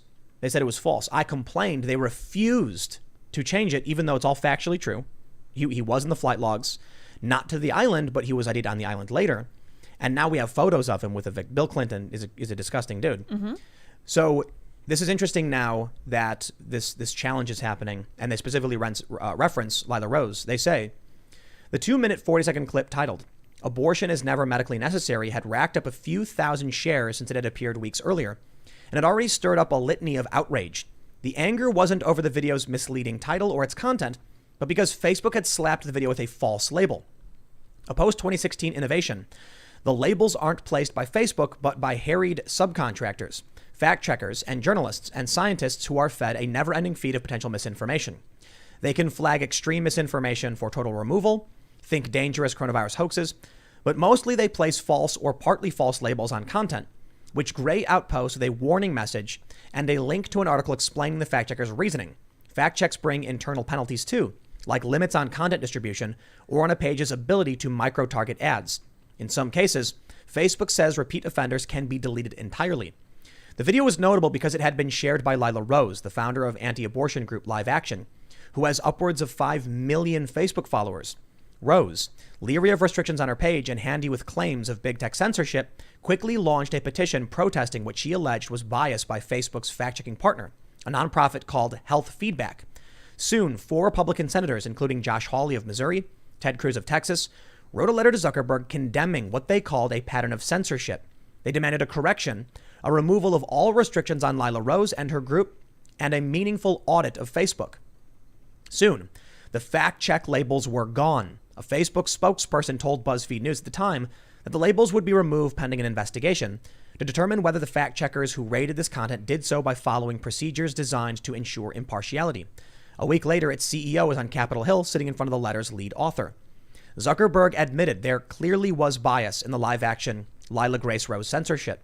Senator Hawley tweeted after the meeting, "Said bias is an issue we've struggled with for a long time." Facebook fact-checked Hawley's account. The spokesperson says the CEO only said, "It appeared there might be bias in the handling of the fact checks." Okay. So they're trying to claim that Hawley himself was biased, but I think what's interesting that we're seeing here is the gist of the story. Changes were made to what they were claiming was fake news because the right pushed back saying it's not fake news. What we've been seeing on Facebook for a really long time, like in the media in general, there is a left-wing bias. Absolutely. You know what I think would solve some of this problem? I think if you administered the moral foundations test to your group of fact checkers, that you would be able to come up with a group of people that were different, who thought differently. And then, like they do on Minds, you could come up with the jury and decide whether something is true or false, or whether someone's saying this based on their own ideas. I'm biased. Yeah. I think you should only have fact checkers who register all 6 moral foundations. All 6? All 6. You mean like conservatives too? But the way it's framed is an inversion of the actual issue. They say, for those that aren't familiar with Jonathan Haidt's moral foundations, they find that conservatives have all of the moral foundations, which is, I think, sanctity, purity, authority, loyalty, Care and fairness. Those 6. Yeah, I said liberty, right? Yeah, I think so. So the left only has care and fairness, and libertarians only have liberty. They do register other moral foundations, but I think what you actually see is people who have balanced moral foundations, it's a correlation causation issue. It's not that being conservative makes you have all the moral foundations, but that people who have all the moral foundations tend to be interesting. More conservative. Okay, yeah, maybe so. So the issue is, can you recognize someone else's understanding? Can you empathize, and can you try and experience, how they're looking at things? And I think the left right now does not. I don't think the way Jonathan Haidt explains it is liberals only have care and fairness. I think it's actually that people who have care and fairness tend to align with the liberal tribe. Sure, yeah. And then people who have all moral foundations tend to align with the right tribe. And that's probably a relatively new phenomenon, because I have a decent balance across the board, and I flicker on the test between like left liberal or conservative, interestingly, even though on the political compass test I'm pretty left. Right. It's because I recognize why you challenge authority, why you respect authority. I'm much more high on the liberty spectrum than authority spectrum. But I can understand, the importance of things. And when you have a good footing in understanding why things are the way they are and why people feel the way they do, you're a better judge in any sense. So do you think that applying a test like the moral foundation test would be good when you're choosing people to fact check something like Facebook? Yeah. Because that was my immediate thought. I was like, how can you solve this problem? Because like happened with you, it's obvious that they're operating from their own bias and something offended them or something troubled them. And it's like, it doesn't matter if it troubles you. I'm sorry. Sometimes the truth is troubling. Often the truth is troubling. The fact check on me was a trick. It was a grammatical thing. Well, it's a really interesting conundrum. I said that a former president of the United States was recorded in 26 flight logs and now has been ID'd by a former victim as having been on the island. This should be breaking news. Journalism is dead. It's just become political activism.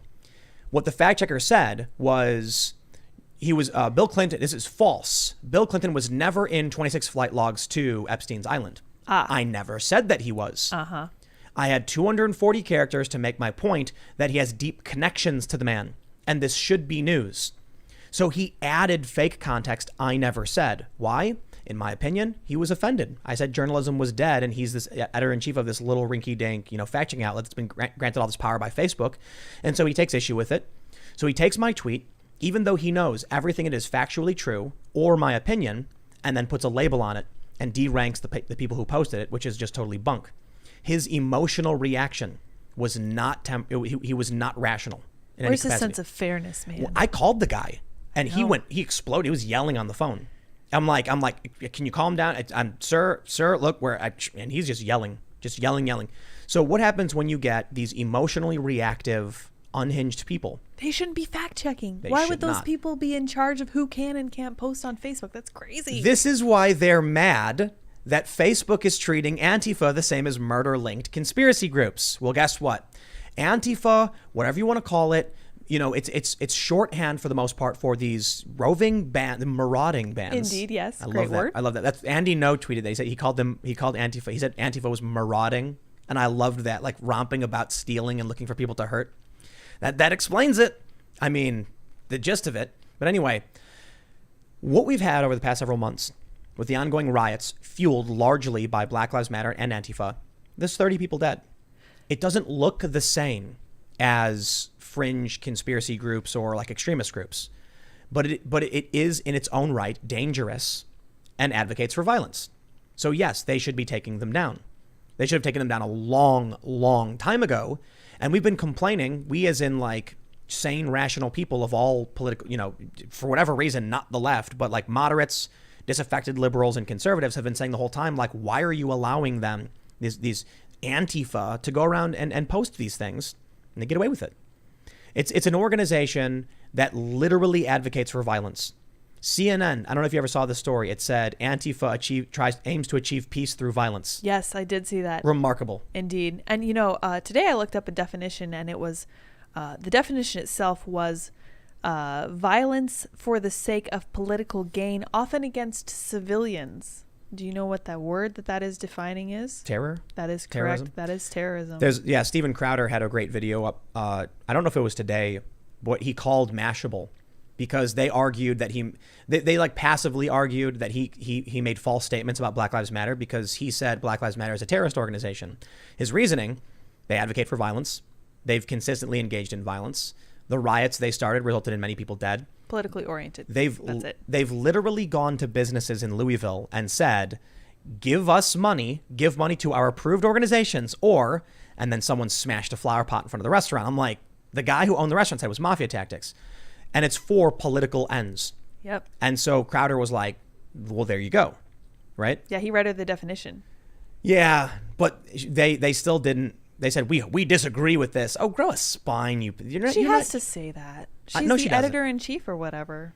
So, you come to me and you tell me, you ask me how many lights there are, and I'm going to tell you 4 lights. Oh, yeah? Yeah. That's the reference from Star Trek. I am not going to tell you 2 + 2 is 5. I'm not going to play these games.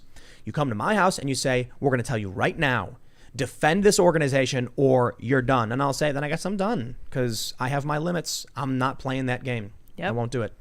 Well, of course, Vice over here is angry that their extremist friends who go around beating people and shaking down businesses and generally threatening others to achieve political aims is finally getting banned. Oh, cry me a river. But here's what they do. They play this stupid game. In an apparent attempt to create the appearance of fairness, Facebook also took down the pages of prominent anti-fascist and anarchist news groups.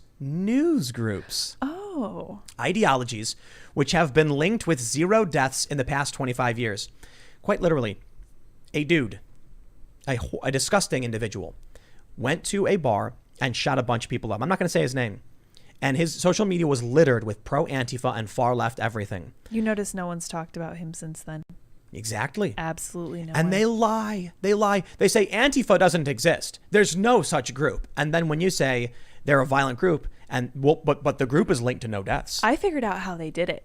There was a tweet from that guy who was saying, remember, Q is much more dangerous than Antifa, because in the course of my reporting, I have never found it to be the case that that's how they do it. It's never been reported. They said, I have not, this is really funny, I have not found any concrete instances where Antifa has been linked to any violence or something like that. Uh-huh. And Andy No said, is this some kind of sick joke? Yeah. Someone else pointed out, I wonder if the concrete was a dig at Andy No. No, for real. Like, I know. Because there's a major story. It was like in the New York Times, it was in the Wall Street Journal. Andy No was pelted, beaten. He got a brain bleed. His ears were bleeding. His mouth was bleeding. June of last year. Covered in milkshakes. There were reports that they were putting Quickcrete in the milkshakes to make them denser and potentially burn. Right. And that may be, I don't know if that's true, but the police were warning about it.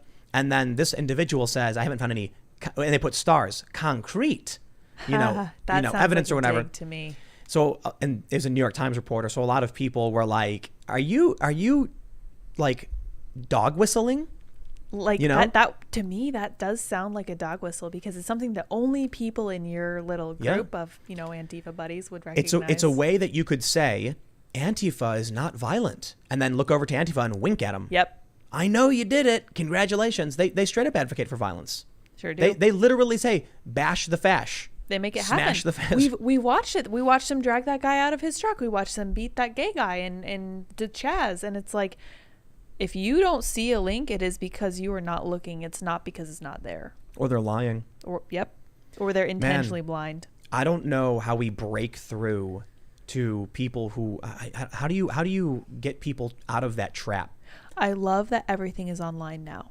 I like that the videos are there. And I think that video that Trump just released with the ads where all these governors and mayors are talking about how peaceful the protesters are. With fire behind them. All of those explosions. I was like, they nailed it. I think that's exactly what was needed right then. And he buys this ad on the front page of the Washington Post, and it shows Joe Biden looking really dopey, looking up like, and with Kamala Harris laughing, and then their faces like come in, and there's fires and vandalism and destruction behind them.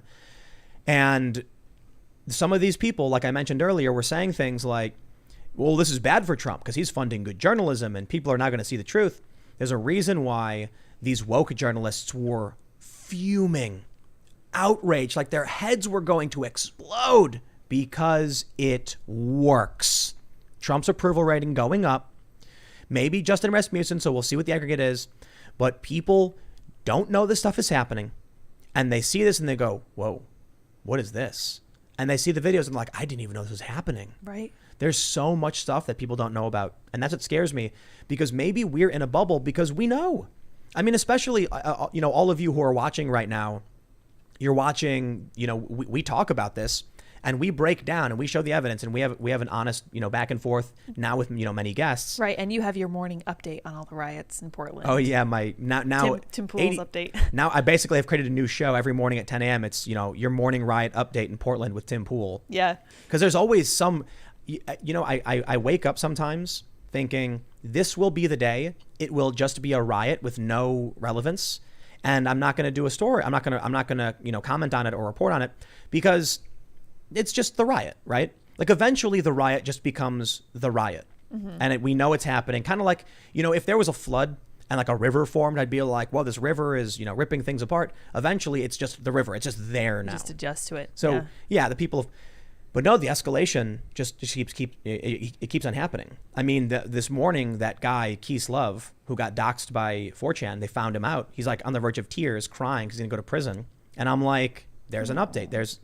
You're sad for the guy. Oh, I'm so sad. I'm sorry, man.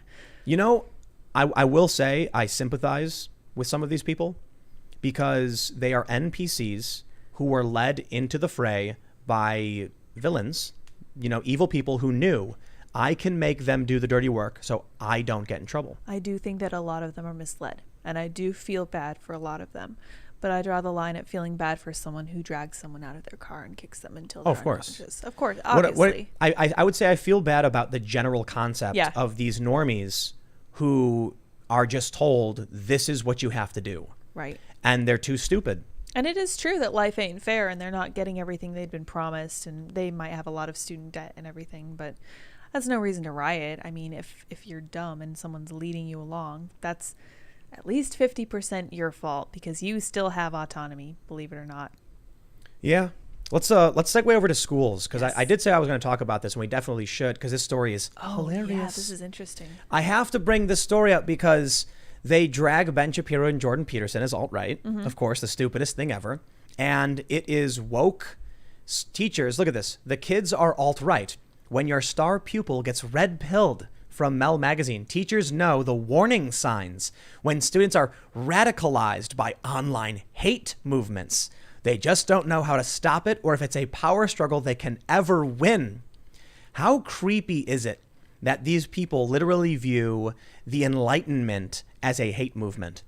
Because they specifically reference Jordan Peterson, Joe Rogan. Oh man, I got to read you this paragraph. They say, often it's hard for teachers to tell whether a student is being truly red-pilled in the sense that they're being radicalized online or whether they're parroting views that they've grown up with in their conservative households. Of course. Tessa, a 29-year-old in the Midwest who teaches 14 to 18-year-olds at a private school for students with learning impairments, says that while many of her students simply take on the talking points and politics of their conservative parents, this can make them especially ripe targets for full-blown radicalization and infatuation with far-right figures. Quote, a few started listening to Joe Rogan's podcast, which led them to reading Jordan Peterson's books. She said, I think that Joe Rogan's ideology is the biggest threat to critical thinking in the last decade. Stop. I gotta Yeah. clap for that one. Seriously. I Dude. gotta say stop, because if you think Joe Rogan is far right, that should tell you exactly how far left you are, because something is wrong with you. And to say that he's the biggest threat to critical thinking,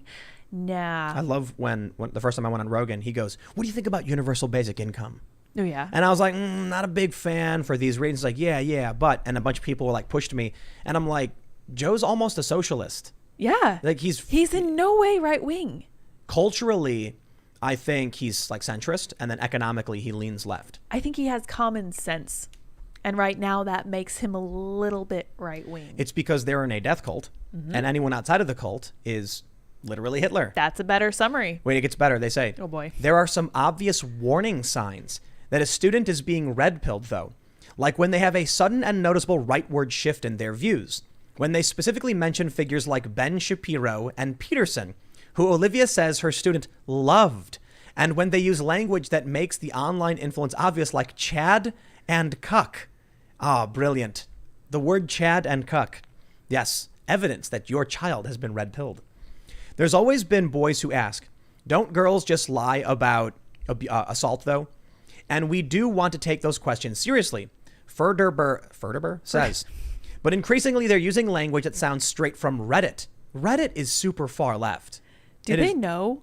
Do any of these teachers know what they're talking about? Because it doesn't sound like they do. If they think Ben Shapiro is alt-right, they don't know the first thing about the alt-right, Right, or of the course. first thing about Ben Shapiro. Well, I mean, as evidenced by everything they say, they clearly don't know anything and help us. They're teaching our children. Yeah. Well, not my kids. I don't have any kids. This so should be a huge take your red flag. homeschool your kids. There's a meme going around. It's funny. And it was like, if the left is calling this guy a Nazi and this woman a white supremacist, then they're trying to brainwash you. And it was Ben Shapiro and Candace Owens. Yes. It's like a Jewish guy who was the biggest target of, white supremacists and anti-Semites, according to the ADL, and a black woman. Literal Orthodox Jew tiny hat guy. Yeah. Yes. Not alt-right. Tiny hat guy. Not possible. Oh, man. When teachers notice the warning signs of radicalization, difficult questions arise. Where is the line between shutting down these arguments and allowing kids to explore new ideas? And when is the right moment to intervene? Okay, look, if someone's listening to Jordan Peterson, I'm going to be like, cool. Yeah. Because he's a well-balanced guy. And, he's been out of the scene for a little bit. If someone's listening to Joe Rogan, I would say, good. Yes. Because Joe is a regular dude. But you can see how radicalized they are. That's the crazy thing. What this article really says is, are your kids being pulled from the cult? We saw that thread. It was a viral thread where a guy was complaining that parents now with virtual classrooms would start to learn about what they were teaching their kids. That's terrifying. And they're indoctrinating these kids with these ridiculously insane curriculums on racial justice and this cult dogma, and they don't want parents to find out. Parents should know exactly what the curriculum is. Parents should be given the syllabus with all of here's the plan for the month, here's the plan for the quarter. Parents should be more involved than the teachers are. And I believe that 100%. And not just because I was homeschooled for most of my life. I honestly think, and I don't know if you guys noticed while he was reading this, but if you saw the ages of the teachers, I saw 34, I saw 29, and I saw 28. Millennials. Yes, it's always our fault. What happened to millennials? Dude. I mean, Gen Z is a bit split. Mm-hmm. I guess everybody's a bit split. How weird is this? But you know what, man? I'll tell you, in 10 years, it's going to be, in 10 years from now, I'm going to be telling stories about how I used to be a liberal and a Democrat and all that stuff. And then these young people are going to view it as one day I changed my opinions and became a Republican.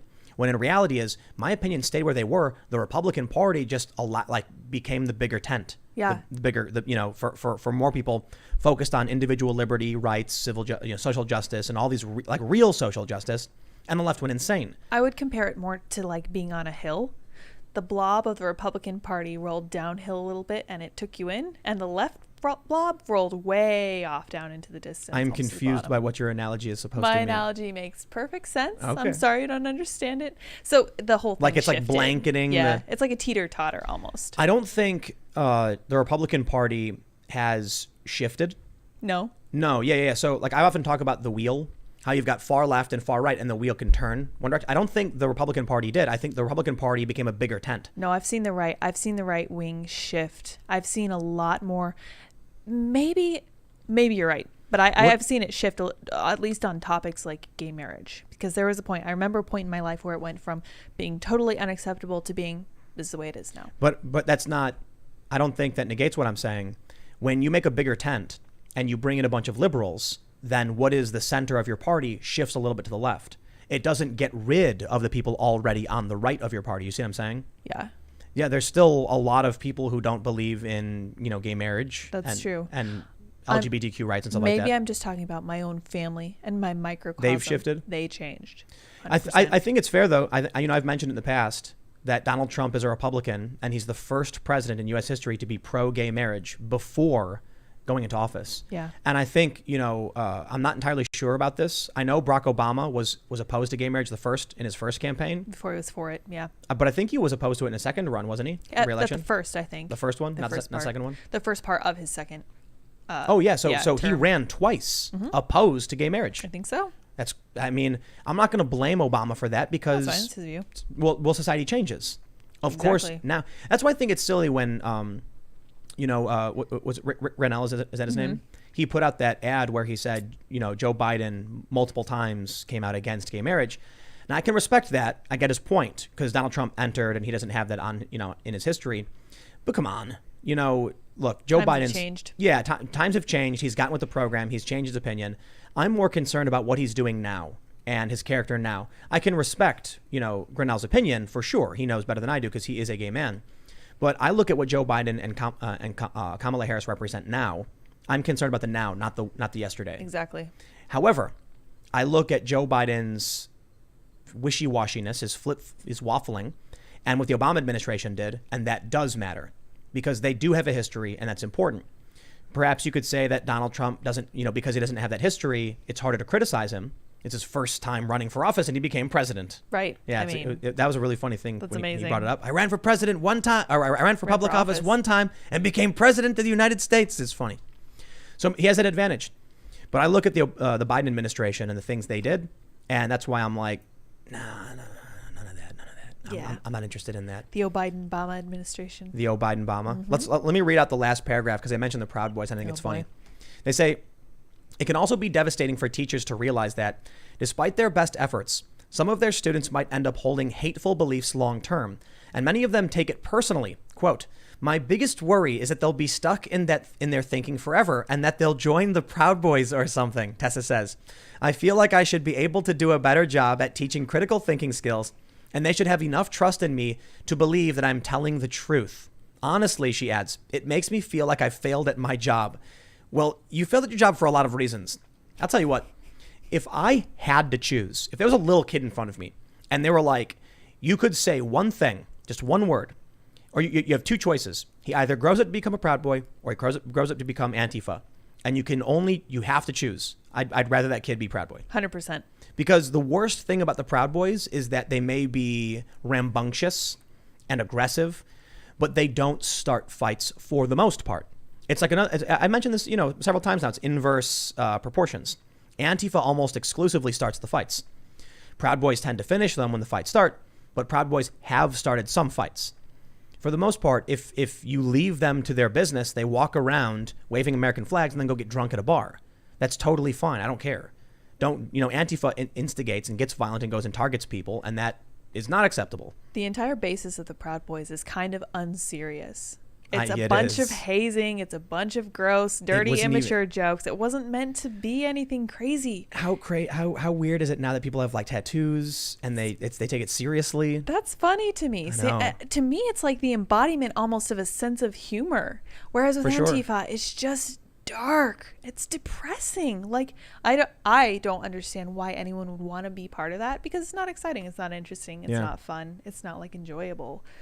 Well, these teachers are worried that these children may listen to Jordan Peterson and then become Proud Boys. That's pretty scary. Okay. Yeah, I sympathize. They may learn how to clean their rooms. This is the worst thing you have to worry about is they'll start talking about lobsters and cleaning their room and carrying heavy things. I am not worried about people. Actually, I've said it before. I think Jordan Peterson's self-help ideology and things like that were an antidote to chaos. I mean, that was quite literally the point of his book. That's what he set out to do. I look at it like this. I have a video on my main channel where I talk about this. I think our generation and the younger generations have no purpose, and that's creating two kind of like pockets. The people who are attracted to Jordan Peterson's message are looking for purpose, and he says, be responsible, find the heaviest thing you can carry and carry it. You have to do it. And so people learn to become responsible for themselves. The other faction who hate him found a fake way to fill that void in their soul, purpose and meaning, and it's intersectionality. So right. he's actually giving people meaning and purpose, and it's harming their cult. Naturally, they hate him. That makes sense. So I think when you tell somebody to treat yourself like someone you are responsible for, I think that if someone isn't that deep? Because to me, that's really deep. Because if you have someone that you really care about, you're not going to let them put themselves down. You're not going to let them be loose or sloppy or crazy or silly or overly emotional. You're going to help them be disciplined. You're going to help them see themselves in the correct light. You're going to guide them. You're going to really care about what happens to them. But it's you. Right. That's interesting. That's a good way to put it. I love that. And I think Antifa would be so much better off if you floated them that idea and you didn't tell them who it was from. I wonder how many of them would actually think about that. I think they're unwell. They right. don't take responsibility for themselves. They want things to be provided for them, and that is just it's unacceptable in my opinion. Yeah. I don't want to take it too far. I don't want to think it's too late. I would like to think that there are leftists who thinks that some memes are funny, and I would like to think that there are some Antifa members who would consider treating themselves like something responsible. It's just like I said, though, it's inverse proportions, right? Yeah. So on the left, you do have some honest personalities, and many of them. I'm not going to pretend like it's only screeching banshees or whatever.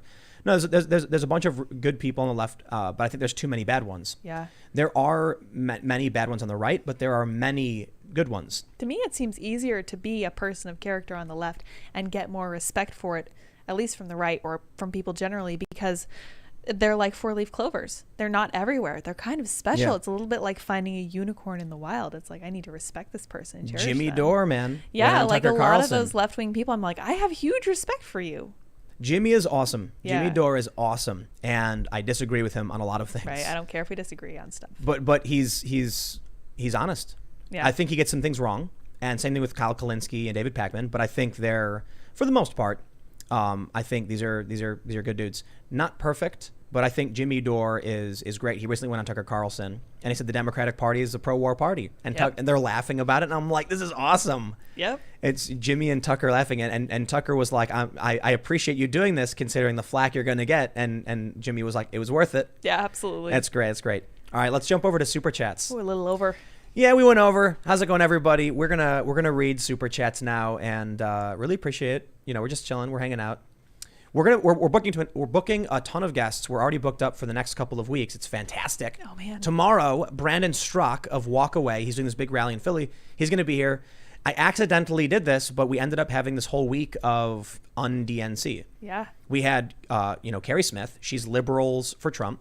Then we had Jack Murphy. He's Democrat to deplorable, wrote the book on it.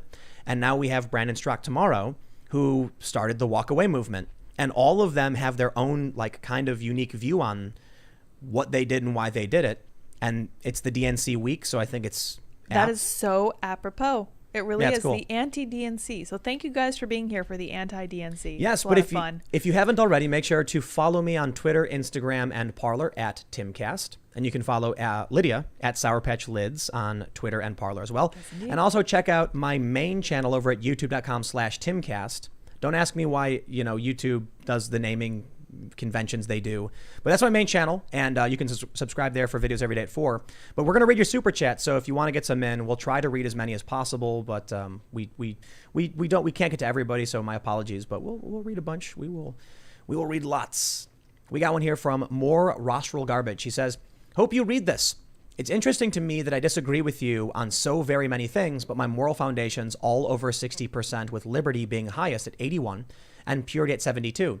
If you start hiring fact checkers, let me know. Oh man, we are so close. I got the news. Yes. We are cleared for the upgraded space. The new facility it is on the verge of being done. Finally. So now it's going to be like, we're going to be 2 weeks behind, which is really annoying. And technically we're months behind. Now we got to get the internet installed. We're in the middle of nowhere. And yes, fact checkers inbound, and this is going to be fun. Mike 910 says, first time donator, long time viewer. Thank you both for having this show. I wanted to let you guys know, Tim, your views on homeschooling made it easier for me to pull my children out of public school and teach from home. I think that's awesome. I was homeschooled about half the time, and I think public school was really good for me. So I was homeschooled before kindergarten. My mom teaches, she loves tutoring. So she taught me a bunch of stuff before I even started. I started kindergarten knowing multiplication and long division. And then I went to a Catholic school for up until 5th grade. Then I did 6th, 7th, and 8th at public school. And then I went to like 2 months at high school and then stopped going and then did homeschool and never finished high school. And here I am. I think homeschooling, in my opinion, when done right, is way better. You need to make sure that the kids, your kids, are getting good social interaction. I do think there was a benefit to being in public school and Catholic school. 100%. I think there was a real benefit to both of those in my life. However, I didn't spend 26 years in an institutionalized learning facility. I think kids should be around their parents. They will learn from their parents. They will be more like their parents, and you can be more in control of how they develop. When I see these stories of people going far left and then disavowing their parents, it breaks my heart. But it says to me, you've got to be there for your kids, Not Zarife says, hi, Tim. Any chance you could probably maybe consider the difference between the American far right and the European far right, constitutional libertarian versus Nazi? And also, have you ever watched Inspiring Philosophy Channel? I haven't. That's why I often say the far right and far left are just kind of, I don't know, they're defined differently. So that's why I don't like using them, Far left, we understand. But when we say far right, it could mean a million things. Just look at the Anti-Defamation League. The ADL references far right like in 4 different ways. So it's a good point. But I think people are just going to have to look up the difference. I do think it's better to reference things, overarching values that we have in common with our European friends, like caring about liberty and caring about loyalty and care and fairness. They've always been a lot further left than we are. They have. It's totally different. And it is a little bit arbitrary calling it left and right. Because Exactly. we can agree on so much stuff, and they're considered far right. We're considered, whatever we are. Yeah. I don't know. Casey Day says, Dark Matter 2525 made a video saying you were far right. That's when I knew he had finally gone off the deep end. I'm still waiting for my fellow atheists to call out the growing religion on the left. If you're talking about far left and right in the traditional sense of, revolutionary versus reactionary or whatever, these still don't make sense, but that's the point of view they're going for. Of course, Tim Pool is a liberal. Most of them know it. I love going to the Antifa forums and they're like, Tim Pool's a liberal. We don't like him. We know what liberals are. But now that they're trying to redefine what the left is, that means people like me who are liberals, social liberals, who even have done documentaries on social justice and have talked about the problems of systemic racism, not enough anymore. Why? Because I believe in liberty and individualism, and they're collectivists. Jessica Burleson says, because teachers are spending time on this BS, kids can't pass standardized tests or read above a 3rd grade level, but they are instead well equipped to destroy society. And that is scary. That's basically it. Yeah. But yeah, that's about right. That's their focus. Supa Bam Bam says, did anyone put Netflix sexualizing children on your 2020 bingo card? No, oh, man. Thank goodness. So I will mention this too, because I did a segment on this. So if you want to see it, go to youtube.com/TimcastNews. And I talk about the Cuties movie. A lot of people are assuming it is intentionally trying to put little girls in adult positions. And it is, don't get me wrong, but the movie was supposed to be a critique on this, apparently. So the woman who made it, my understanding is she was critical of how social media likes were driving prepubescent girls into acting adult and, doing adult things. However, the actual marketing for the film at Sundance and it's a French film, was not little girls twerking. Albeit, I think the movie is still in poor taste regardless. And maybe poor taste is an understatement. But Netflix, well, they pulled the ads because it was gross and disgusting. I don't think they'll pull the movie, but basically everyone is outraged. There's a meme going around right now where it's the political compass and the authoritarian left, authoritarian right, and libertarian right are all looking at Netflix and they were like, what is wrong with you? Seriously. I love it. Yeah. Cal K says, have you seen the new Call of Duty trailer that features Yuri Bezmenov talking about how communism subverts nations? It's an eerie parallel today. I didn't, but I did see the spoof they made with actual footage from the Antifa riots. Samuel Farmer says, in the past, you've complained about the U.S.'s lack of community. With Corona and people having to find new ways of doing things like for example, school pods, if more like this happened, do you think that Corona could be a blessing in disguise that could fix the U.S.? I did say this before. I do. I have thought that too. I think there are so many silver linings to coronavirus. It's opening a window. You know, God closed the door, he opens a window. Yeah. And so these pods, homeschooling, these are good things. And I think all of the insanity we're seeing from the far left could be the natural process by which we recognize the left going too far and it causes a rubber band effect back to the center. Maybe. I think you're right. I'm being hopeful. That's one of it. the silver linings. Marcus Johansson says, what do you think about Ayn Rand Objectivism Atlas Shrugged? I have not read Atlas Shrugged. I know the gist of it. I'm not super familiar with objectivism except for how it kind of relates to libertarianism. We were talking about it last night, and disclaimer, I have not read Ayn Rand. I have not read Atlas Shrugged. I will say that I think that objectivism, from what I understand of it, is too simplistic. I think it's too binary. I think it's too easy. And I don't like things that are easy. Life would be a lot simpler if I did. I can say, however, that the video game BioShock is awesome. Is that based on her? It is, right? It's kind of. Yeah, it's like, it's I would say it's inspired by, you know, ultimate laissez-faire, free market, or objectivism. I mean, the bad guy is literally Atlas. That's fascinating to me. Yeah, it's a 20-something-year video game. But the general idea is this dude builds his own city underwater, gets away from all the laws and regulations. Yeah. Interesting. Dude, BioShock is an amazing video game. Definitely check it out. And then they did a couple sequels, and then they did BioShock Infinite, which I guess was supposed to be similar in the sense that they took this idea of objectivism and then built a world around it. And then BioShock Infinite is like American exceptionalism. So this is it's a city called Columbia, with Liberty, you know, it's in the city in the sky. And yeah, it's excellent. Very cool. Awesome video games, man. Cool premise. Let's see. Conrad Wright says, can we get some hype? Smash that like button, spin that UFO. We still appreciate Tim's work. Yeah. Well, Lydia, you can spin the UFO. I know what I need to do. Dr. Litch says, Tim, have you seen the new movie being promoted on Netflix called Cuties? Yes. He says, I'm telling you, dude, out of all the issues right now, the right tolerates this. Wait, hold on. I'm telling you, dude, out of all the issues the right tolerates, this stuff hovers the line. Nobody needs to tolerate this, whatever this movie is trying to be. And if it is a critique on culture doing this to little girls, I don't think they needed to actually make a movie with prepubescent girls actually twerking and doing that stuff. They went about it the wrong way. Well, then Netflix definitely did. Yeah. What were they thinking? They didn't realize what the film was. They were like, I know, let's put a bunch of little girls in these poses. This seems fine. My goodness. Yeah. Man, it's getting dirty out there, man. Read the room, dark. Man. Jeez. Steven Velasquez says, Trump's strategy is to play 4D chess. The DNC strategy is to throw the darts on the floor and run out of the room screaming, Trump cheats at cards. Yep. Yep, that sounds right. Yeah. A crafty Huragok says, can you please do a story on the Three Gorge Dam? It's having its fifth flood in 3 to 4 weeks, mostly farmers displaced, and 55 million food shortage coming in China. Definitely, we'll put that on the list. We'll keep track of it. Cal Brooks says, how do y'all feel about that new show on Netflix called Cuties? Okay, so definitely, you know, we've got a lot of that. Everyone's mind. I think we've been very critical of it. John Bassett says, true or false?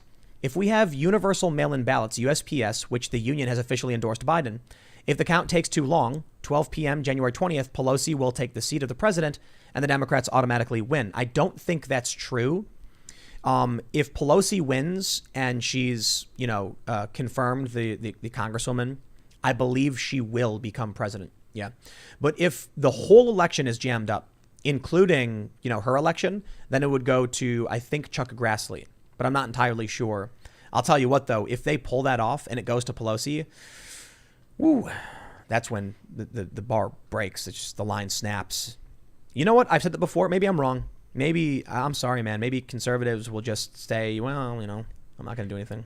My question from this is 2021 going to be even crazier than 2020? That makes me a little Yes. uncomfortable. No, you're supposed to say no. I think it will be. I'm not saying it'll be worse, though. If Trump wins, it'll be like a rebuild from COVID and stuff like that. Yeah. And I think he'll do a good job. All right, let's see what we got here. Samuel Farmer says, have you read Will Chamberlain's article Against Peacetime Conservatism from Human Events? I think he might have a good solution to the college problem, and I would like to hear your thoughts. Will is awesome. We are trying to get Will here. He will be here at some point. I'm not entirely sure when, but soon. We have a date. Will is the person who's appeared on my main channel as a guest more than anyone else. He's great. Yeah, I think I've done maybe 10 interviews on my main channel, and 5 of them are Will. Yeah. Because he's a smart, regular, just like well-spoken, intelligent, conservative guy. I find him lawyer. to be correct on most things. He's a lawyer. Yeah. So I'm like, I need a legal opinion. What do you think? And you're a Trump supporter. So we're definitely going to have him in. For those that aren't familiar, he runs the website humanevents.com, and they do a bunch of really great think pieces. So one of them is Against Peacetime Conservatism. I haven't actually read that, but he also has I think his catchphrase is seize the endowments. Correct. Yeah. Yes, it is. So do you want to explain? So seize the endowments is he thinks that we can solve most of our problems by getting into the colleges, and he thinks one of the ways to make college a little bit less lucrative for the people who capitalize on them is to just seize the endowments, and he's 100% on the That's money. like the money they have. Yeah, that's the money that they get. They're basically subsidized, which is half the reason that college is as expensive as it is. Yeah, well, they're charging everyone full tuition right now, even though they're virtual. I know. How does that racket work? Mm-hmm. Matthew Werner says, hey, Tim and crew. This whole thing about white fragility is a potent topic in the game industry. SJW professors and activists have created a toxic radioactive environment. Diva like myself, we're fighting back. Yes. Tadalango says, you see these dictators on their pedestals, surrounded by the bayonets of their soldiers and the truncheons of their police. Yet in their hearts, there is unspoken fear. Winston Churchill. Wow. Bill Bennett says, people are no doubt leaving Chicago en masse. My family lives in the northwest suburbs, and a house for sale will be sold in 1 to 2 weeks at the most. Really? Wow. Oh, so they're jumping to the suburbs. Azazel the Fallen says, guys, please consider taking a break before November. We're going to need you in tip-top shape after the election. Listen, not only do I wake up every day at around 7 a.m., start work. I basically, as soon as I wake up, I'm reading the news, and then I start pulling articles. Lydia's also sharing articles with me, so work is nonstop. After I finish all of my main segments early in the day for my 2 channels, then I go and exercise. I go skate for about an hour and a half. Then I eat food, and then I come here to work again. Mm-hmm. And it works. I'm not overdoing it. I'm wired. I talk too much. I can talk forever. He seems to be enjoying himself. I think it's a good balance. I'm making sure that I'm maintaining physical activity and keeping my stamina up. The exercise is key. It really is. Yeah, you're keeping your brain sharp. Yeah, well, people, you want to know the secret to success? It really is exercise. Because it's that old story about there are 2 guys and they're lumberjacks. They're challenged by their boss. Whoever chops down the most trees gets a bonus. They both go out. One guy sits down. The other guy starts hacking away at the trees as fast as possible. The guy sitting down pulls out a rock and starts sharpening his axe. Eventually, the guy hacking at the tree, his axe dulls and he's struggling to even get through any trees, and the guy with the sharpened axe mows it down and wins. By being patient and preparing, he ended up winning. So it's just, it's meant to give, the advice being given is, if you keep your body sharp, you'll have more energy, you'll be able to do way more and succeed. You can cram more work in the day. I should sleep more. Yeah. Yeah. I should sleep more. I go to bed like at midnight. I'm getting enough sleep. It's fine. Black Dragon says, the left likes to talk about how much Wall Street has hurt our country, but it seems like journalists and activists are doing far worse.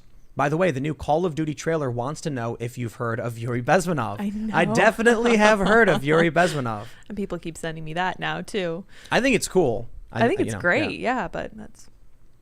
Let's see. Eagle99 Falcon says, Tim, the word that seriously has stopped speech which is considered intelligent. To your credit, you have always passed by that aspect when reading various news articles. Thank you. I'm not sure what word that is. What is it? I don't know. You don't have any filler words. I definitely do. You have a few. Yeah. But when you're reading through and commentating on your articles, you're very much quick I try stream of to not consciousness. and Yeah, you know. yeah. But like recently, I've been saying you know too much, and I know you know. You do know. Yeah. Exactly. You know. All right, let's see what we got here. Non-Servium says there is no cleaning these cities. Every time they will rely on outvoting you because universal voting rights would work if everybody was contributing. Yet in every single conceivable scenario, there is very few. Felwyn says you both say gun violence and knife violence. It's buying into the authoritarian left's attempt to control you and the debate. It's not about tools. It's about the cultural and economic drivers they don't want debate. Very, very good point, and I agree. Try to do a better job of that. I suppose that what we were trying to point out is if someone like broke into your house and they had a knife. I'm referring to knife violence in London as someone will walk up to you and stab you with a machete. That is violence with a knife. I mean, Yes. I guess I don't really know how else to say it, but that's a fair assessment. Interesting. TIY991 says, Tim, NICS delays means someone with a similar same name as you committed a no-no crime. Interesting. Oh. Yeah. I mean, my name isn't the most common, but it's not particularly unique. I feel bad, though, because, you know, I can't remember who wrote this. I think it was, it was Vsauce, I think. Are you the Lydia? You know what I mean? Oh, no, I'm definitely not. Yeah. Yeah. So, Yeah. so my Are name you is the Timothy? Tim Poole. Yeah. Oh, yeah. Okay. So the point he was making was like, your name is, you know, John Smith. Are you the John Smith? Meaning, if someone Googles you, do you come up? I do Fortunately for now. me, I do. But there are a couple other Tim Pools, and they have Twitter accounts and stuff, and like people tweet at them. And it's, I was going to say, do you think it takes longer for people who have slightly more common names to get a Takes background longer? check done? Yeah. maybe that makes sense. You know, Yeah, maybe. maybe I should. I don't know. I can't change my name. What am I supposed to do? Maximum Casey says, I lost a friend to TDS. In the last year or so, I watched him get more and more indoctrinated by the lies and smears. And he says, I've been corrupted by Trump. He once stated that Trump being president affected his and his family's health. Look, this is true. Trump does things that will negatively impact people. I always just tell my friends, I've worked in all these nonprofits. No matter what you do, you will help someone and you will hurt someone. The goal of what we do is try to maximize the help. However, everyone disagrees on what is maximizing. Yeah. So the simple way to put it is sometimes you hurt bad people. Like arresting a criminal, it's bad for them. It hurts them. No matter It's their family, too, for sure. Right. Well, too bad. They were hurting other people. So you're stopping them. You're helping the people who are innocent, and you're hurting the person who was doing something wrong. Right. In which case, Trump could do something good, and it would be really bad for some people's families who did nothing wrong. You know, changing policies can have a negative impact on people, and they are going to go full TDS if that happens. Yeah, especially in a country this big. Yeah, so it's a bummer. You know, that's why no matter what you do, you're never going to be perfect. You're no president is ever going to be perfect. You're not going to make everyone happy. Yeah, That's for darn sure. it's so insane to me that the New York Times can show you that Donald Trump is not far right. That Pew Research can show you that Donald Trump is not far right. In fact, Vox.com progressives can say Trump is a moderate, and they will call someone far right for saying they will reluctantly support him. It's like, no, I'm center left. Okay. I think Trump has done enough good things. All right, I'm probably going to vote for him, especially because of the riots. Net positive. I am not a Trump supporter. Yeah. I am not wearing a beanie. You know, I'm the MAGA beanie. I'm not going to wave any flags like that. It'll be an interesting conversation tomorrow with Brandon. But that is far right. These people have lost the plot completely, just totally insane. Jaskaran Singh says, Nancy Pelosi in a MSNBC interview said, whether Trump knows it or not, he will be leaving the White House. Whoa. The conspiracy that should be heard is that they might pull a JFK. Yikes, man. That's creepy. That's something Whether he we've knows it or thought not, about. what is that supposed to mean? Yeah. Let's see. Skeleton King says, I just sent you a link on Facebook. This is what they're going to put in the schools. I think I saw there's like a leaked database you can download of the school curriculum. Yeah. Oh. Christy Goddard says, I felt threatened by Michelle Obama when she said the violence will stop if we vote out Trump. And the DNC repeated it, which makes me feel like the Cuban restaurant owner being extorted by BLM. Yeah, and Hillary Clinton said it, remember? She did. That was a long time ago. We'll bring back civility, you know, once we win Yeah. again. That's a threat, man. That is a threat. Poisonous. James Hanold says Laura Loomer said when she sent out texts sharing Matt Gaetz and Roger Stone's endorsement of her that Comcast had an error assigning a sensitive information warning to her text message. Dirty tricks. Whoa. Interesting. That is so creepy, man. Well, I think she's going to win. And that will be the reckoning for all of these companies. And that's probably why they're going to ramp up their efforts to stop her for sure. Yeah. Ken W. says there's a war going on between woke Baitswas who fix anime characters versus anime fans, check it out. Hero Hayes YouTube channel, and maybe he might be a cool guest to have. Cool. Definitely check it out.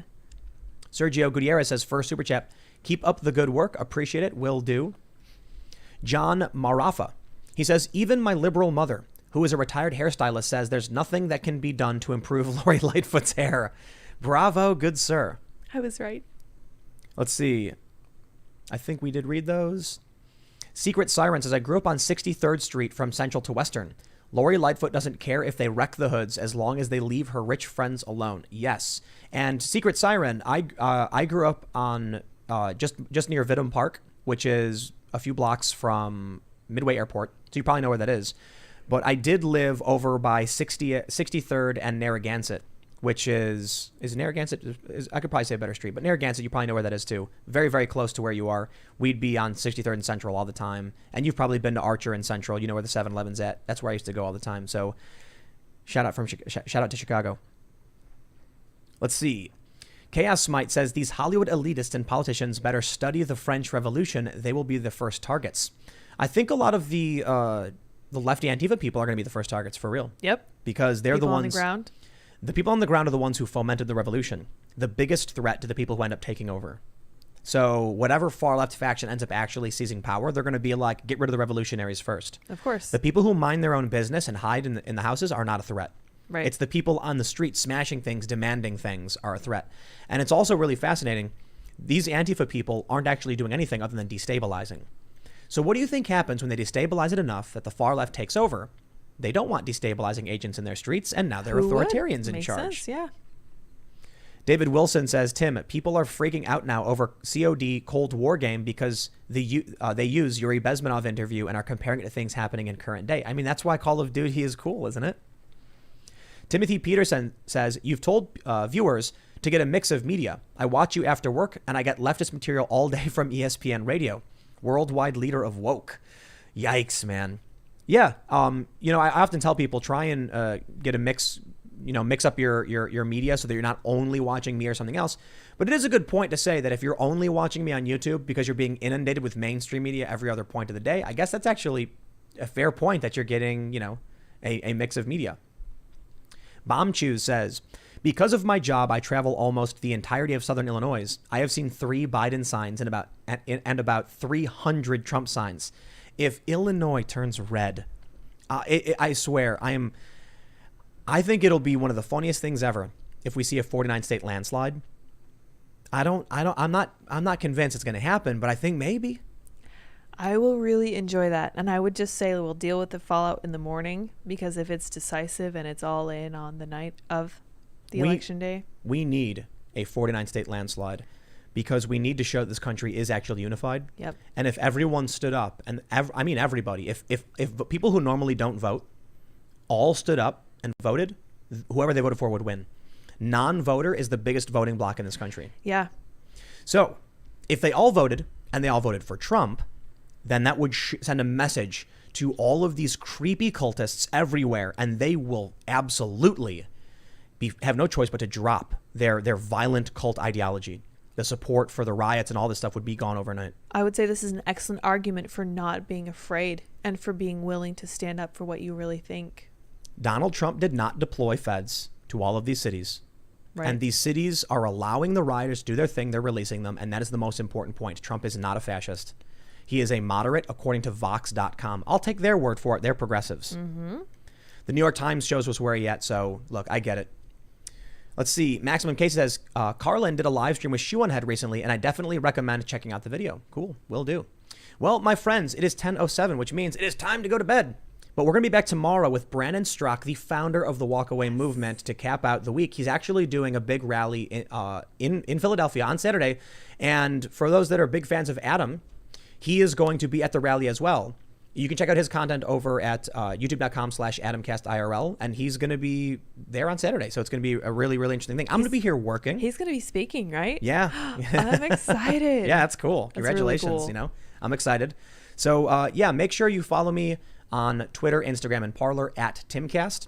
You can also check out my main YouTube channel, youtube.com/Timcast, and I am like less than 20,000 subs from breaking 1 million. And I hope I'll break 1 million before they ban me, which I think I can pull off with your help. So go to my channel, subscribe if you haven't already. And of course, you can follow at Sour Patch Lids, LYDS, on Twitter and Parler. And we will be back tomorrow at 8 p.m. live. We'll have clips up throughout the day. Thanks so much for hanging out. Had a good time with you guys tonight. And we will see you all tomorrow with Brandon Strock of Walk Away. All right, bye, guys.